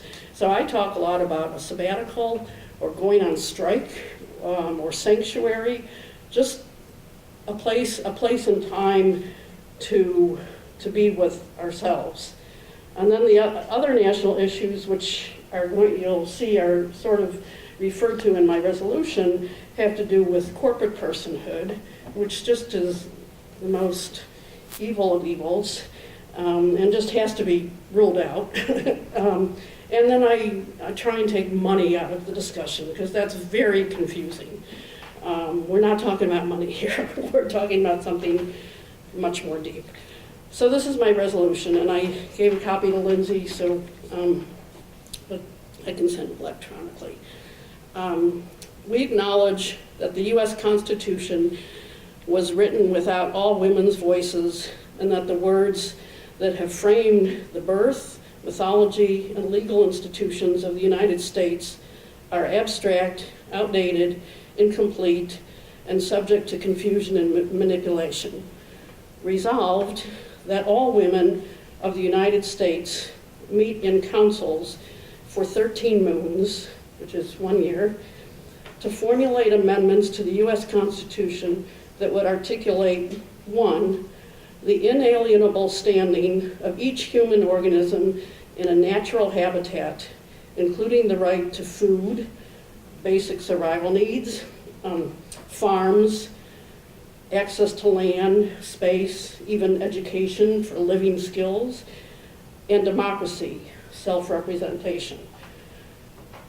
2, the inalienable powers and responsibilities of women to promote and defend those rights for every meal, every person, every season, every generation, every species. And 3, the mechanisms by which women will implement such powers and responsibilities. So I don't know if that's very clear. The resolution was that we should write these amendments that would articulate those 3 things. So That's great. thanks. Thank you. And do you have copies for everyone? Is that what I didn't. No, you told Okay. me not to, Yeah. because I Thought it would confuse the issue. Too many pieces of paper. Does anyone wish to speak in opposition to this immediately? No. I think we'll have to probably have some system where I send you all the copies and we can read them. Again, artist and writer Morgan Clare.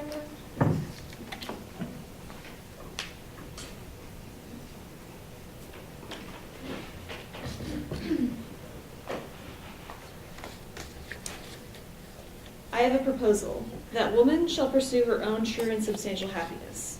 Happiness is pleasure. Have we in 2014 acknowledged and accepted female sexual autonomy for what it is? Autonomy is self-governing, doing what is right for the self, the individual. This is conditional, it is circumstantial, and it is personal. What is not conditional or circumstantial is a person's right to refuse sexual advances or enjoy consensual pleasure. Sexuality is broad and complicated and often transgressive. I propose that a woman should be accepted for her sexual expression. She should be respected without needing to be supervised and scrutinized. I'm asking for the appropriate acknowledgement and integration of female sexuality into our common social spheres, into our cultural consciousness and our worldview of women. I'm asking men to look at women as an equal, as a man, as your friend. I'm asking women to stop scrutinizing one another, treating other women as competition, as things to hoist ourselves up with or tear ourselves down in the image of. In reference to the original Declaration of Sentiments, I'll declare several points in regards to this subject.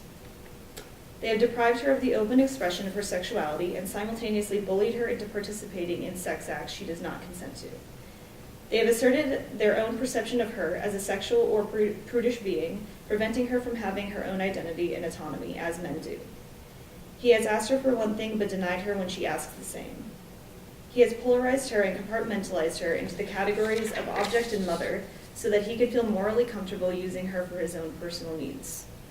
He has disregarded her consent when he wants something she does not. They have made her a foil, a secondary character, who is acted upon by the main character, so her humanity is dependent on the needs of the hero. He has chosen her sexuality for her because he is afraid that if she can ask for pleasure, he may not be able to accommodate, and if she can have sexual autonomy, then her consent is valid. They have perpetuated rape culture by removing sexual autonomy from her. We acknowledge that men experience similar glass ceilings, in which they wish to be one thing sexually or socially, but are limited to another. We hope to find sympathy with the opposite gender. We wish to express ourselves freely, whether that be in rejecting sexuality and following norms or in sexual deviance. We hope to be seen as humans, as partners, as friends, who are also sexual beings, even if we are mothers, daughters, wives, and lovers. Furthermore, I am a woman of privilege with communities to turn to if I so choose. And even my sexuality is degraded and compromised. So how does this view of women affect the less privileged? There is a trickle-down from privilege to lack thereof. If the privileged feel that female sexual autonomy is valid, that will, in theory, set the tone for how those without privilege are treated. It is one part to a multifaceted battle.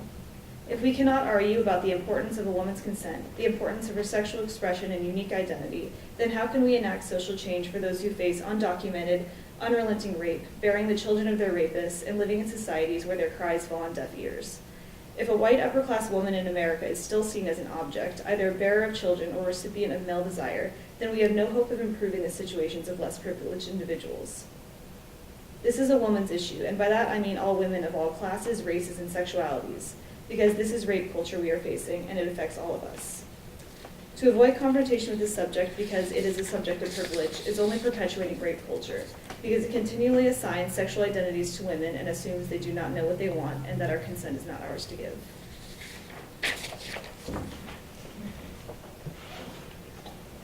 Did we decide are we typing?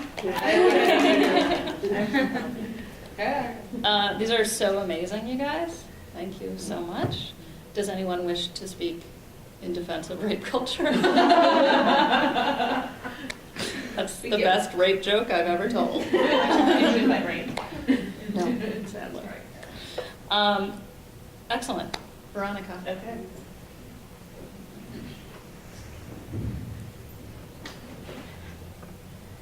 I would also like to begin by thanking Anne for inviting me to speak on this urgent matter. We have a crisis of agency. In the time of Malala, the education of girls on the local and global stage is deemed an urgent matter, but one that is primarily of the benefit of the family. Even Business Week trumpets girls' education as an issue of family welfare and one for the increase of the GDP.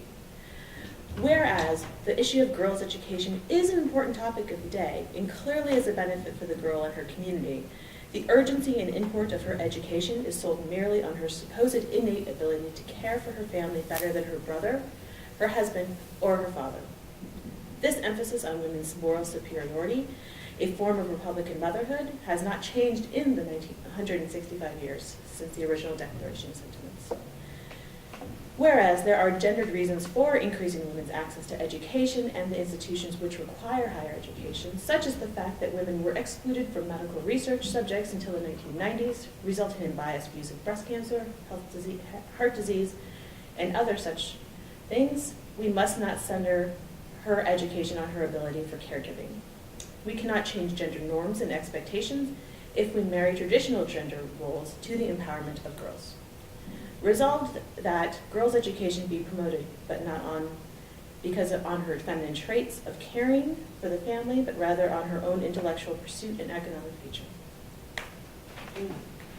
That's good.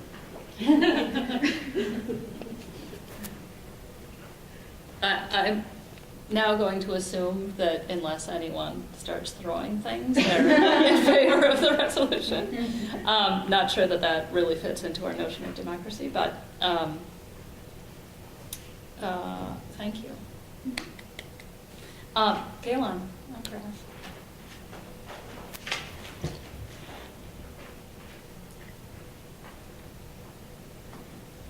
Thank you, Anne, for inviting me. So my name is Galen. I'm with the Chicago Abortion Fund, and I've had an abortion.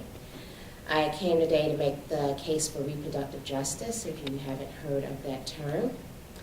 The right to safe and legal abortion was granted in 1973, but without access, the right to reproductive autonomy is moot. Illinois is a state where poor and working women seeking comprehensive reproductive services encounter roadblocks, preventing them from enacting the decisions they want to make about their families. The restrictions on women who barely make a living are great. If they qualify for Medicaid, current rules allow abortion only in the case of rape and incest, or if pregnancy is a threat to the health of the mother. In these calculations, the reality of a poor woman's life is ignored.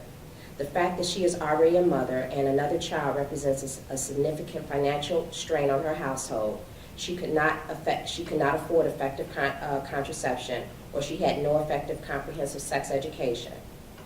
Our services are primarily used by women of color, and we already know this community is more likely to live out in areas that are cut off economically, educationally, and medically from the privileges of other women in our city and in our state. The economic barriers inherent in reproductive access are not to be underestimated.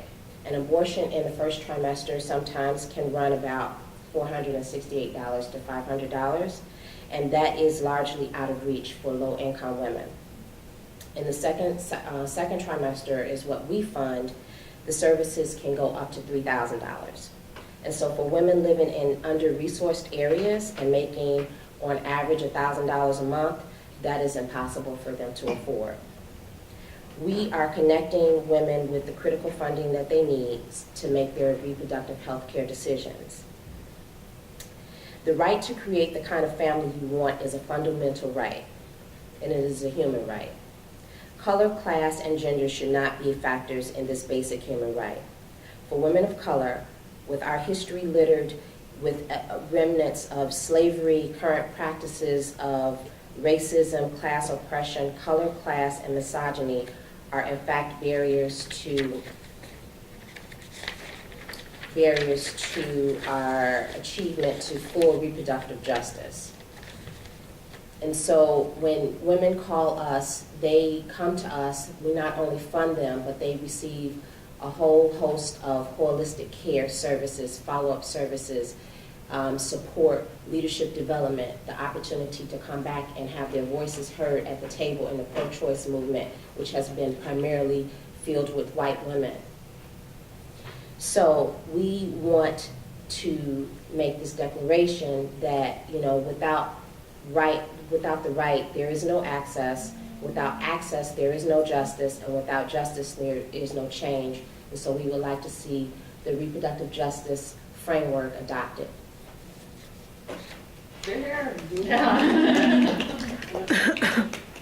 Thank you so much. I have also had an abortion, but am not apparently dressed to show that.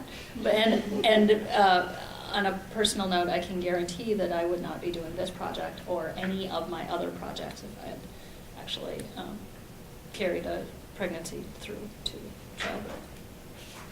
And right now I'd be paying for someone to go to college, which I can barely pay for myself to go to college. And I work there. So thank you. Does anyone wish to speak against reproductive justice? Who knew how much fun that was going to be? Barbara. Oh, I'm sorry. Cheryl was next, but cool. Whichever. Okay, great.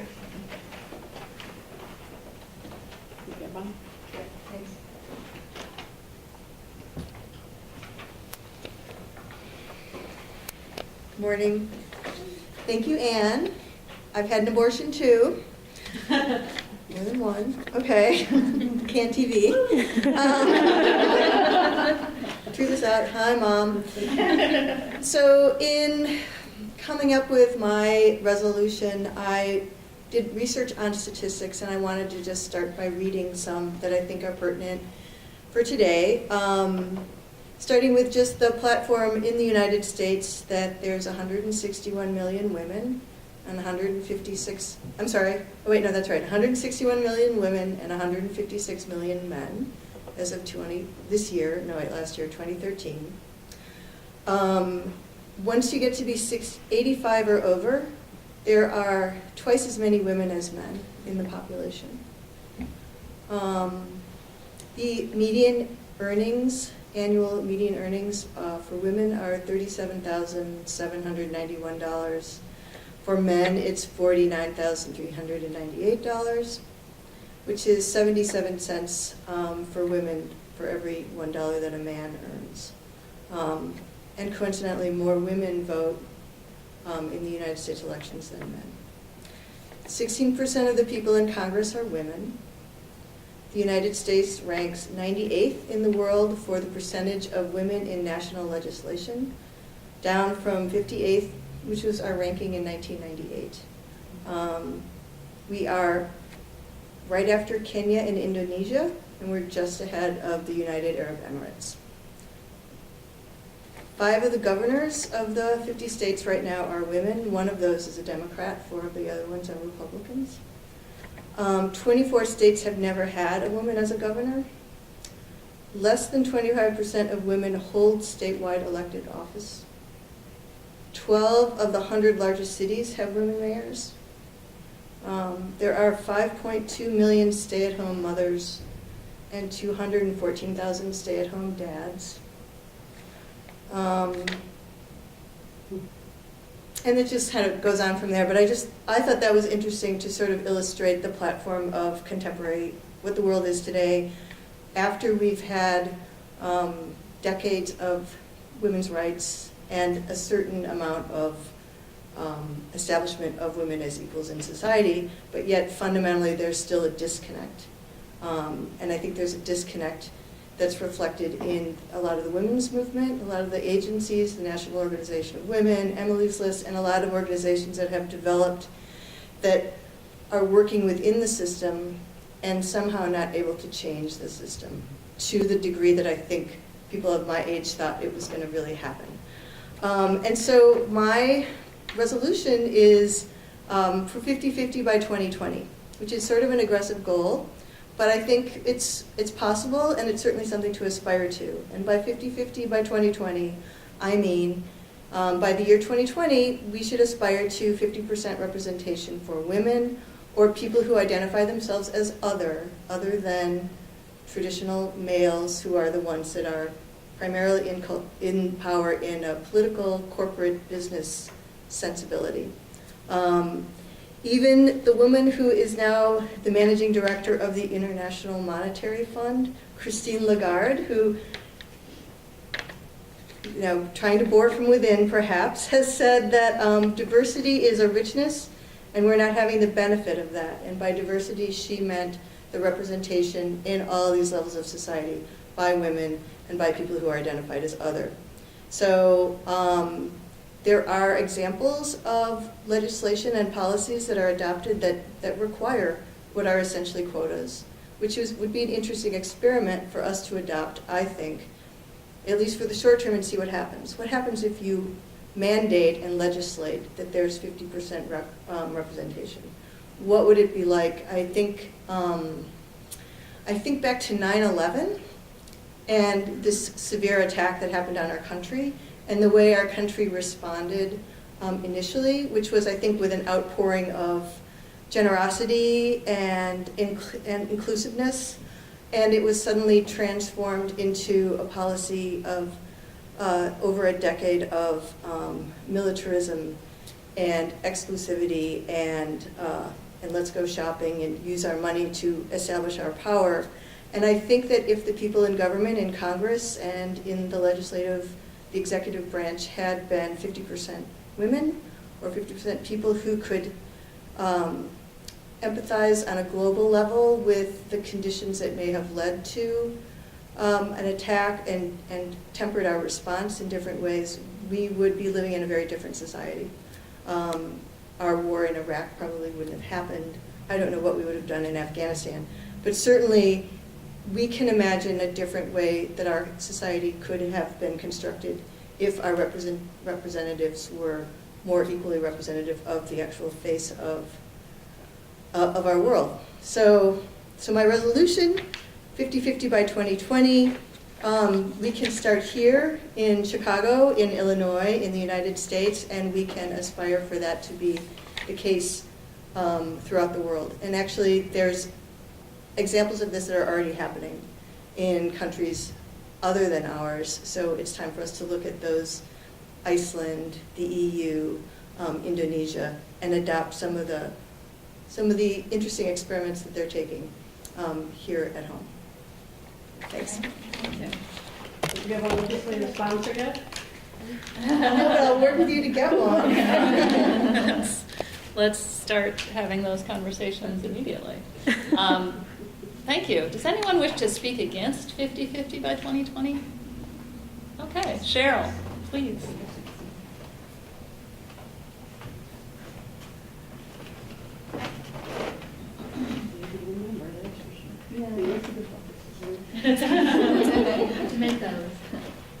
Hi.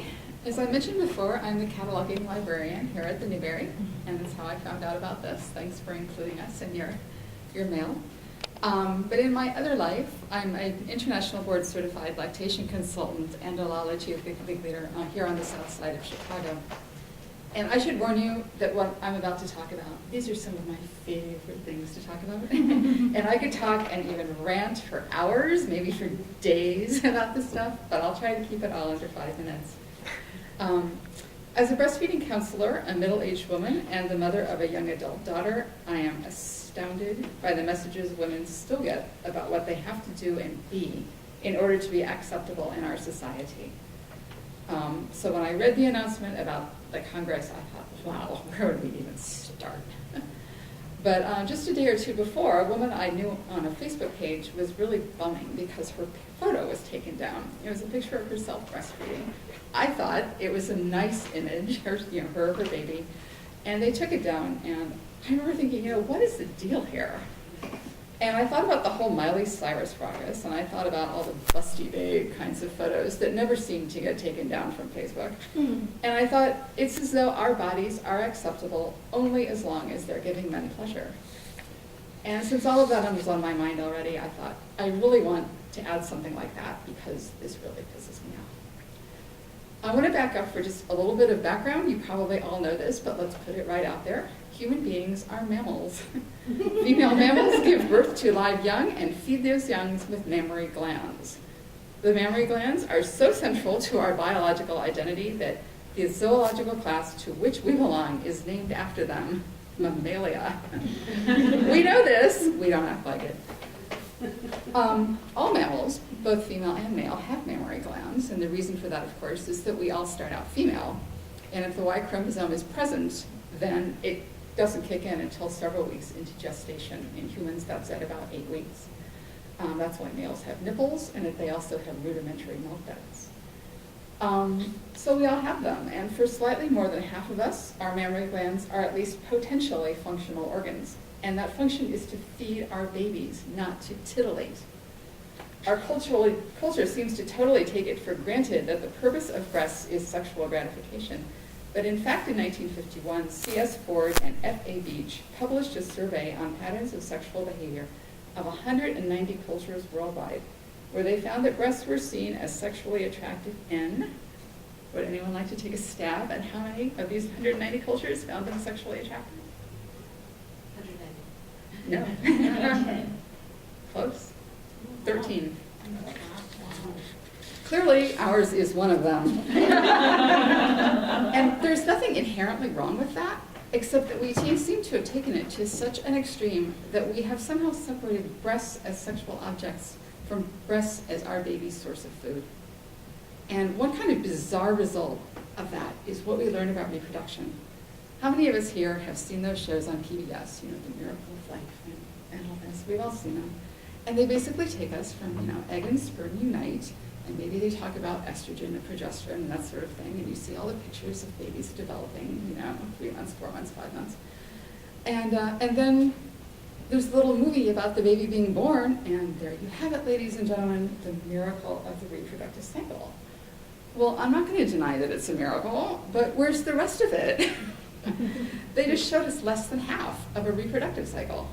The part they left out is that at 20 weeks gestation for a human, the level of a hormone called prolactin starts to rise, and by the time of birth, prolactin has risen to a very high level, and a form of early milk called colostrum is already present in the breasts. And the birth itself, assuming the baby was born vaginally, there's a whole nother rant, causes another hormone, oxytocin, to rise to the highest levels of a woman's life. The mother's estrogen levels have already dropped, and when the placenta is born, her progesterone levels begin to drop precipitously. And when that progesterone drops, the prolactin steps up, and in about 72 hours, the production of mature milk begins. I mean, it's clear that all of this is in place at the moment of birth, or very soon after. And so pregnancy, birth, and breastfeeding are not separate processes for any mammal. Our bodies don't distinguish between them like that. They just move from one to the other. And one event is already set up in advance and goes on. The reproductive cycle doesn't begin at conception and ends with birth. It begins at conception and ends with weaning. Where did that last phase go in our society? I don't know. And the fact is that breastfeeding is as much of a miracle as the rest of the reproductive cycle. A mother and her nursing baby are a dyad, two people forming a single unit. It's the most intense physical and emotional bond either of them will experience in their life. Women and their babies actually pass chemical signals back and forth through the breasts. Their bodies are in constant communication. Most women, and presumably the babies, find breastfeeding deeply fulfilling, and many genuinely grieve when their children wean. Of course, I could talk for hours and days about all the reasons breastfeeding is incredible. There are thousands of studies showing what it does for babies' health, and many studies showing what it does for women's health. We are supposed to breastfeed. If we give birth, our bodies are designed to do this. And we actually do suffer health consequences for not doing it. Above all, women are proud of breastfeeding, and they should be. With their bodies, they have sustained and nourished another human being for the 40 weeks of pregnancy and for months and maybe years beyond that. Worldwide, the average age of weaning is 4.2 years. In this country, by 6 weeks, it's less than 10% of women. We celebrate and honor women while they're pregnant. Do we celebrate and honor women while they're breastfeeding? No. At best, our culture is uncomfortable with breastfeeding, so we leave women unsupported, and at worst, it's hostile, and we shame women for breastfeeding. Think about Mother Cow. She has a litter of kittens, and what do we say when they're all snuggled up against her nursing? Oh. What do we say to breastfeeding women in our culture? I'll tell you. Ew, gross. Cover up. What's the difference? And think about the messages our young women get. They're supposed to attract a mate. Fine. That means they have to be cool, which means they have to be hot, which means they have to expose as much breast, among other things, as possible. So in a few years, when they've attracted that mate and reproduced, when they go to feed that baby, suddenly they're not allowed to expose those exact same breasts at all.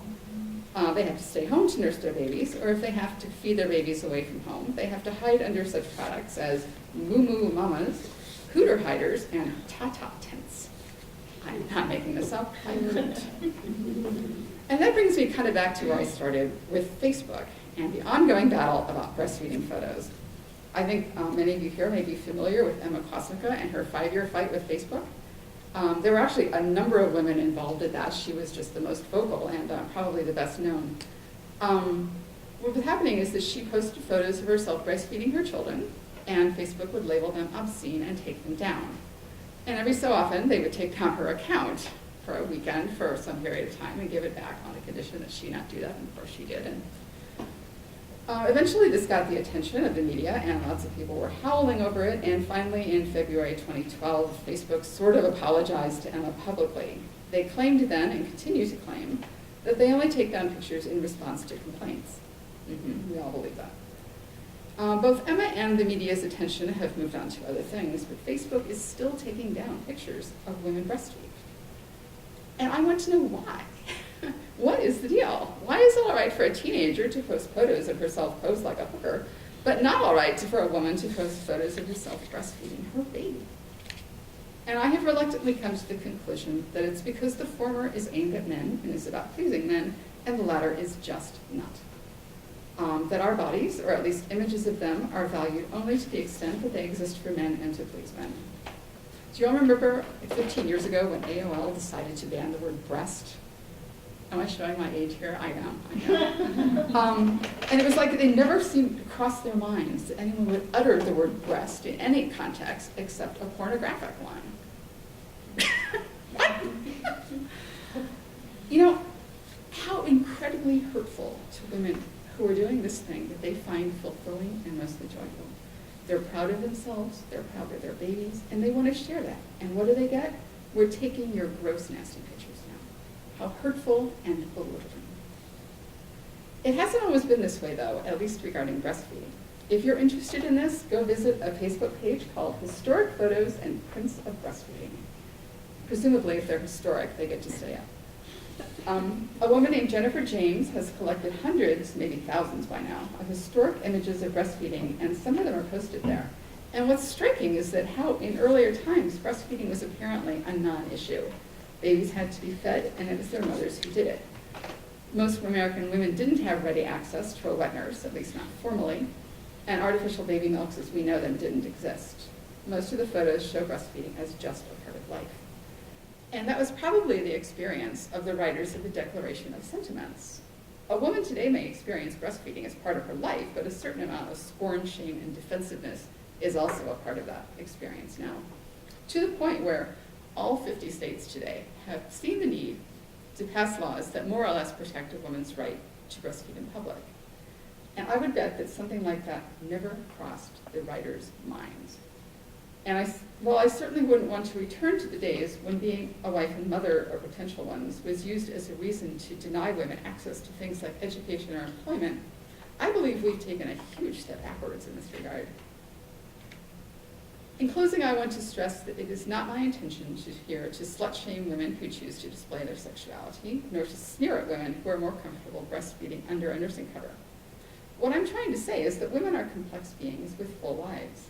We're capable of doing so many things, and we should be able to show the world all those aspects of ourselves, and to have all those aspects and all the stages of our lives celebrated and honored. So how about this for a resolution? At present, our bodies, and presumably we, have value only to the extent that they are attractive to men. But in fact, our bodies belong to us, and we may use them to love, pleasure, and nourish ourselves and others as we see fit.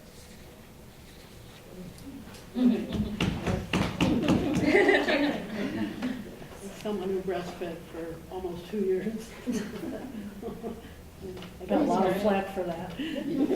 It's kind of amazing to me how many of these are sort of fitting together in a puzzle-like way. It's really fun. I have crafted a resolution also around intellectual property rights. My specific resolution proposal reads, "We acknowledge that intellectual property rights laws are rooted in traditional notions of gender and outmoded concepts of the public-private sphere. We therefore resolve to work toward policies that equally value the cultural products, scientific inventions, and business innovations of all contributing creators equally, regardless of medium of construction or gender identity of creator, in an effort to eradicate the deeply rooted system that values masculine labor over feminine labor." This is going to take some explaining. Heavily borrowing from an 1836 text by Thomas Hertel, the Declaration of Sentiments contains several strict provisions guaranteeing married women the right to retain physical property they had owned while single, laws that passed between 1848 and 1860. Many provisions in the Declaration, however, also allude to intellectual property, but do not state it as such. although the concept was still very, very new at the time. Early IP laws were enacted in the US in 1790. These referred exclusively to written, published texts. And they would not be revised again until 1909. And after that, not again until 1976 in a body of legislation that is still in place today. The Copyright Act of 1976 greatly expanded the kinds of work that it protected. Originally covering only published creative works, the new legislation included the following in addition to written texts, copied for purposes of distribution: sculpture, photography, music, architecture, dramatic works, graphics, and films. Any astute observer of culture will notice right away that some key forms of creation are missing: fashion, quilting, and food production. The argument runs that these creations are largely intended for private use inside the home. Anyone who has ever left the house naked will realize that this is not true. A secondary argument runs that often so many people contribute to these individual works, it would be impossible to assign each protective status as a creator. In recent years, however, entire corporations have been granted copyright protection not offered to someone like your mom. For these are cultural products traditionally made by women who, coincidentally or not, continue to earn, as Barb explained earlier, an average of 77 cents on the dollar for every dollar earned by men in the United States. Some more statistics, many similar statistics. Women make up 51% of the US population, although 57% of those currently living in poverty, and act as CEOs for only 2% of Fortune 500 companies. Women, cis and trans, do over 80% of the labor in the sex industry, and 93% of that in domestic services, both forms of work that generate low or unregulated incomes, and high rates of sexual or physical abuse and assault, which itself costs approximately $8 million in income losses per year. Women make up only 18% of Congresspeople. And as for why gender oppression isn't national news every night, consider that women hold only 25% of all content creation positions across US media and make up only 29% of appearances in nonfiction US creative media, such as in talking heads on news shows or being interviewed in newspapers. Representations of women in the US only approach their actual inhabitation of it in fiction venues, where women make up around 52% of all characters, but are twice as likely as male characters to appear naked, and only a quarter of them are given any speaking lines. These are self-perpetuating after effects of gender bias in copyright legislation, but intellectual property rights laws also include trademarks and patents. Trademarks largely protect the names and brands of the same multinational corporations for which women act as only 2% of all CEOs, while patents, intended to protect the inventor of a new technology or mass-producible good, have more often vexed advocates for gender equality. They are held by a pool of inventors only 7.5% female. Commercial patents are held by an even smaller percentage of women, 5.5%. Occasionally, these numbers shift, with great concerted efforts and plenty of funding, but they tend to slide right back to abysmal once the funding disappears. It is clear that the cultural products of men and traditionally masculine modes of production are valued over those of women or traditionally feminine modes of production. While the argument for this separate valuation used to lie in the separation between public and private life, the internet and social media have eradicated those distinctions. So too must the legislation that rests upon them, intellectual property rights laws that are rooted in traditional notions of gender production. We must work toward policies that equally value the cultural products, scientific inventions, and business innovations of all contributing creators equally, regardless of medium of construction or gender identity of creator, in an effort to eradicate the deeply rooted system of cultural misogyny.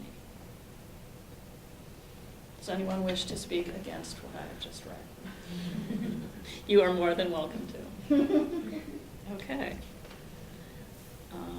Thank you all for presenting those amazing resolutions. I would ask you please to email them to me so that I can fold them into our emerging document.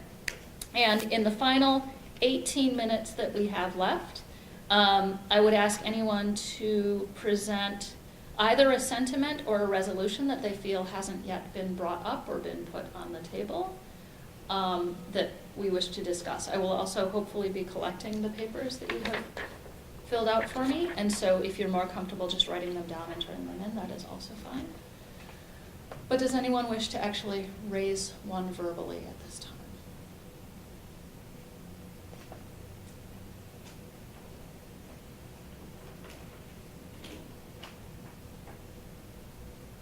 No. I think it's gonna take me a lot of thinking. Yeah. Sarah has a. I wonder if it would be interesting. There's like a call for a living wage, but I wonder if it's even like. I don't have this fully articulated, but I feel like that in some of these early documents, it's like, there are these rights that were, granted, but that how they should be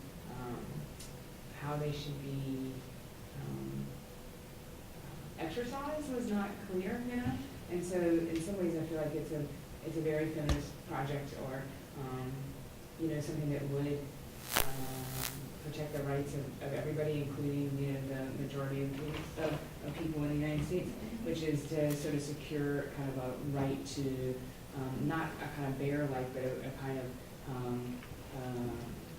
a physical habitat. You sort of mentioned this, but also a kind of political and intellectual space. That's really broad, but anyway, maybe I'll think about it. Well, I hear you saying maybe what I'm interpreting, perhaps wrongly, as a couple of different things. That most of what we've been talking about is creating situations of access, but not necessarily specific economic points of advocacy. Yeah. And bringing up the living wage is a really interesting one. There's also then the question of a basic wage, which is, a fundamentally different concept, but one, I think, that addresses different questions. The living wage would be a response to a situation that we're asking elsewhere change fundamentally to offer more women positions of leadership, so that eventually a system would change where a living wage was presumed to be guaranteed. A basic wage sort of puts on the table an understanding that a government should be supplying us with basic earning capabilities right out the gate. Responses to that? Just to kind of add to that, in addition to wage, looking at taxation. And I looked at this morning and I don't really understand it, but it seems like there's a way of taxing income as a family unit versus taxing income for individuals. And I guess we mostly tax as a family, which means if you are the secondary partner and you're bringing in additional wage, you're taxed more punitively than if it was your own income. And I don't know if that's pervasive throughout the United States, if it's just in Illinois, but I think that would be another component of a conversation about the economic status that apparently. And benefits as well are unequal for single versus married. Mm-hmm. Which the original declaration does start to address a little bit. Unfortunately, I don't know tax law terribly well. You can find people who do it. Yeah. I mean, I think that like some of the things that I'm thinking about are like, and I think that probably was brought up in a lot of people's comments, but just more explicitly that like a resolution that everyone have not access to, but secure, like every way to secure basic wage and housing and healthcare. These like really fundamental provisional things that actually, open up all other kinds of doors. Like we know that from statistics, so. So life, liberty, income, housing. Yeah, exactly. I mean, like, let's get specific, Yeah.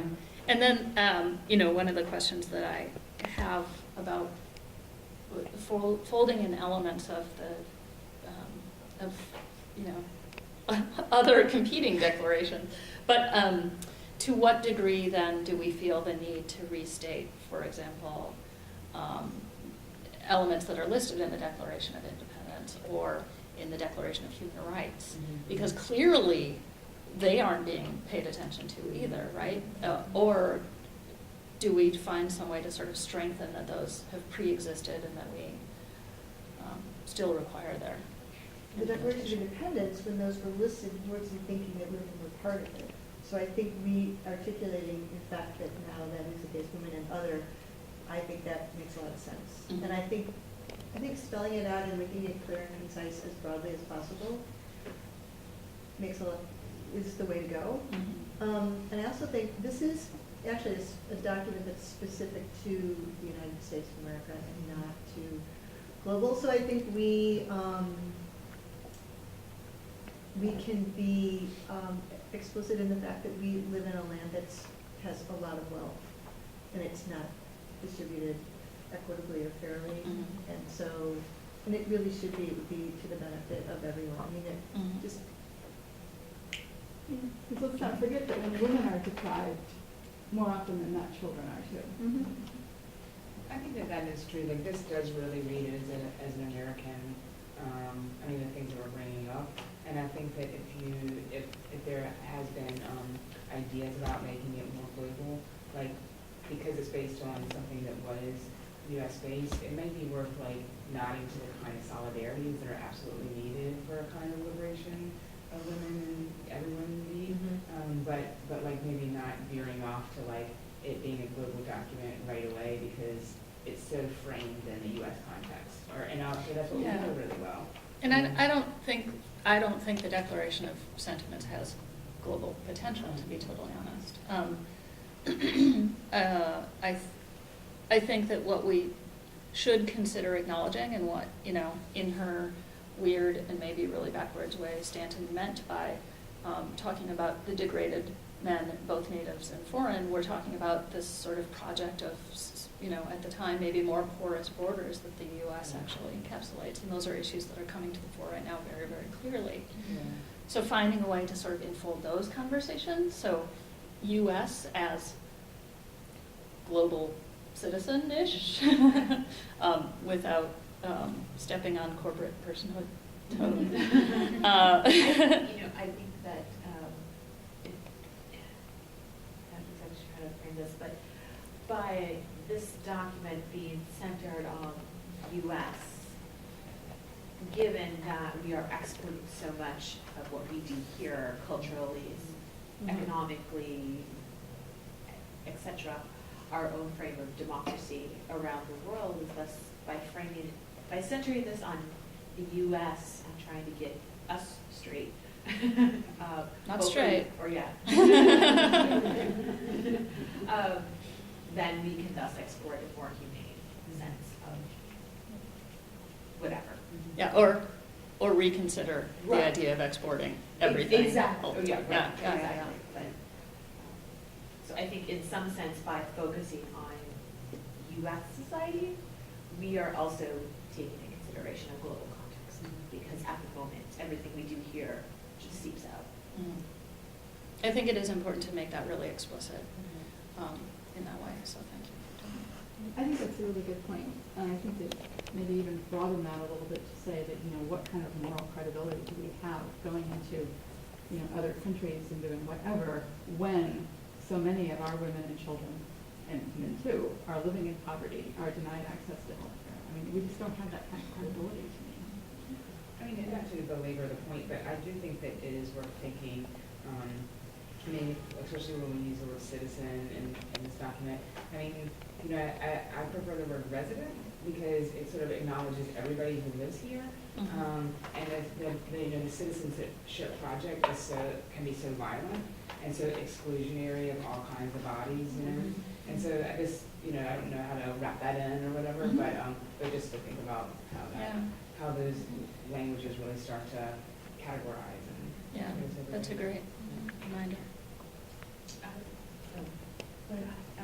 I would like to see this also include some sort of provision declaration of the freeing of men from patriarchy. Considering that some of the themes of the resolutions presented today based on the fact that that men are also oppressed in the system, given the very recent controversy in Evanston of girls having leggings banned on the premise that boys can't function in school if a girl in front of them is wearing leggings, which only adds to rape culture and this idea that men are inherently immoral. I missed that. And that it's I need to go back home and check out what's going on. Right. Yeah. Oh, Jesus. So while we position, in one sense, we position women as this, it's the flip side of positioning women as superior moral beings, and that we have to police society by covering up and acting in a moral way, and thus men are free to run around based on just their hormones. And the sort of conflation of morality with Yes. an absence of sexuality that Yeah. Morgan spoke to very eloquently Exactly. is really like, it made my head explode. Yeah. Go ahead. I'd also like to continue to put this in the context of an experiment with democracy, in the sense that what we're doing now and what's been happening all along is a continual process that will always demand self-reflection and reevaluation and change, and it's not static. And I think that's important too. Perhaps a resolution that this is revisited every 165 years. Every 5. Yeah, maybe every 5, and that, specific advancements be made within those 5 years would be great. Well, there is a group of women, I think I may have sent you the link last year, creating a living document that they're calling, and it's basically very much this process, but they're coming from sustainability, from natural resource. It's called, I can't remember, Women's Congress for Future Generations or something. Yeah, Women's Congress for Future Generations, WCFFG. And they've been meeting for about a year and a half, but they're writing the document. I mean, it's online, and they're, it's a very different tone. And of course, they initiated their own document. They're not basing it on anybody else's. But it would be interesting to, and there are other women groups doing these kinds of things. There are women acting as women all over, and I would like to see those pulled together. I'm not suggesting that you do that, but I feel this is happening all over, and it's very exciting, actually. I don't think any one group is quite, we haven't had the time. I think we really do need some time. I think we should just take a break for a year. I like your idea of sabbatical. Yeah. Like a women's sabbatical. Mandatory. Absolutely. Mandatory one-woman, all-women It's less strike. threatening than strike, right? But it would be. It's a sabbatical. So, yeah. My other question was, I really do feel we're at a moment of change in 2000. I mean, the world is going to change for the better in the next couple of years in a major, major way. And I'm wondering if, I believe in policy making as it was set up by the Constitution. I mean, I still, like Alice Walker says, I too sing to America. But maybe that's part of it that's going to disappear. Some people think money is going to disappear. I imagine a hacker just going in to everybody's bank account and just wiping everything off the books. What is anybody going to do about that? So I'm just curious whether people think our whether we should pursue kind of a policy-based constitutional declaration of or whether we should just I don't know, follow the global energy kind of, I don't know. Maybe I can't decide that today. But, Yeah, I think I'm that's, I mean, I think one thing that's become clear in all of this is that we can't decide on most of this today. But that the conversation has been seeded in an incredibly fascinating intergenerational sort of, even within Chicago communities, like there's just like a bunch of sort of different directions and spaces that people operate in. And I am really appreciative and thankful to all of you for participating in this process and sort of making that conversation be so exciting and rich. Thank you all very, very much.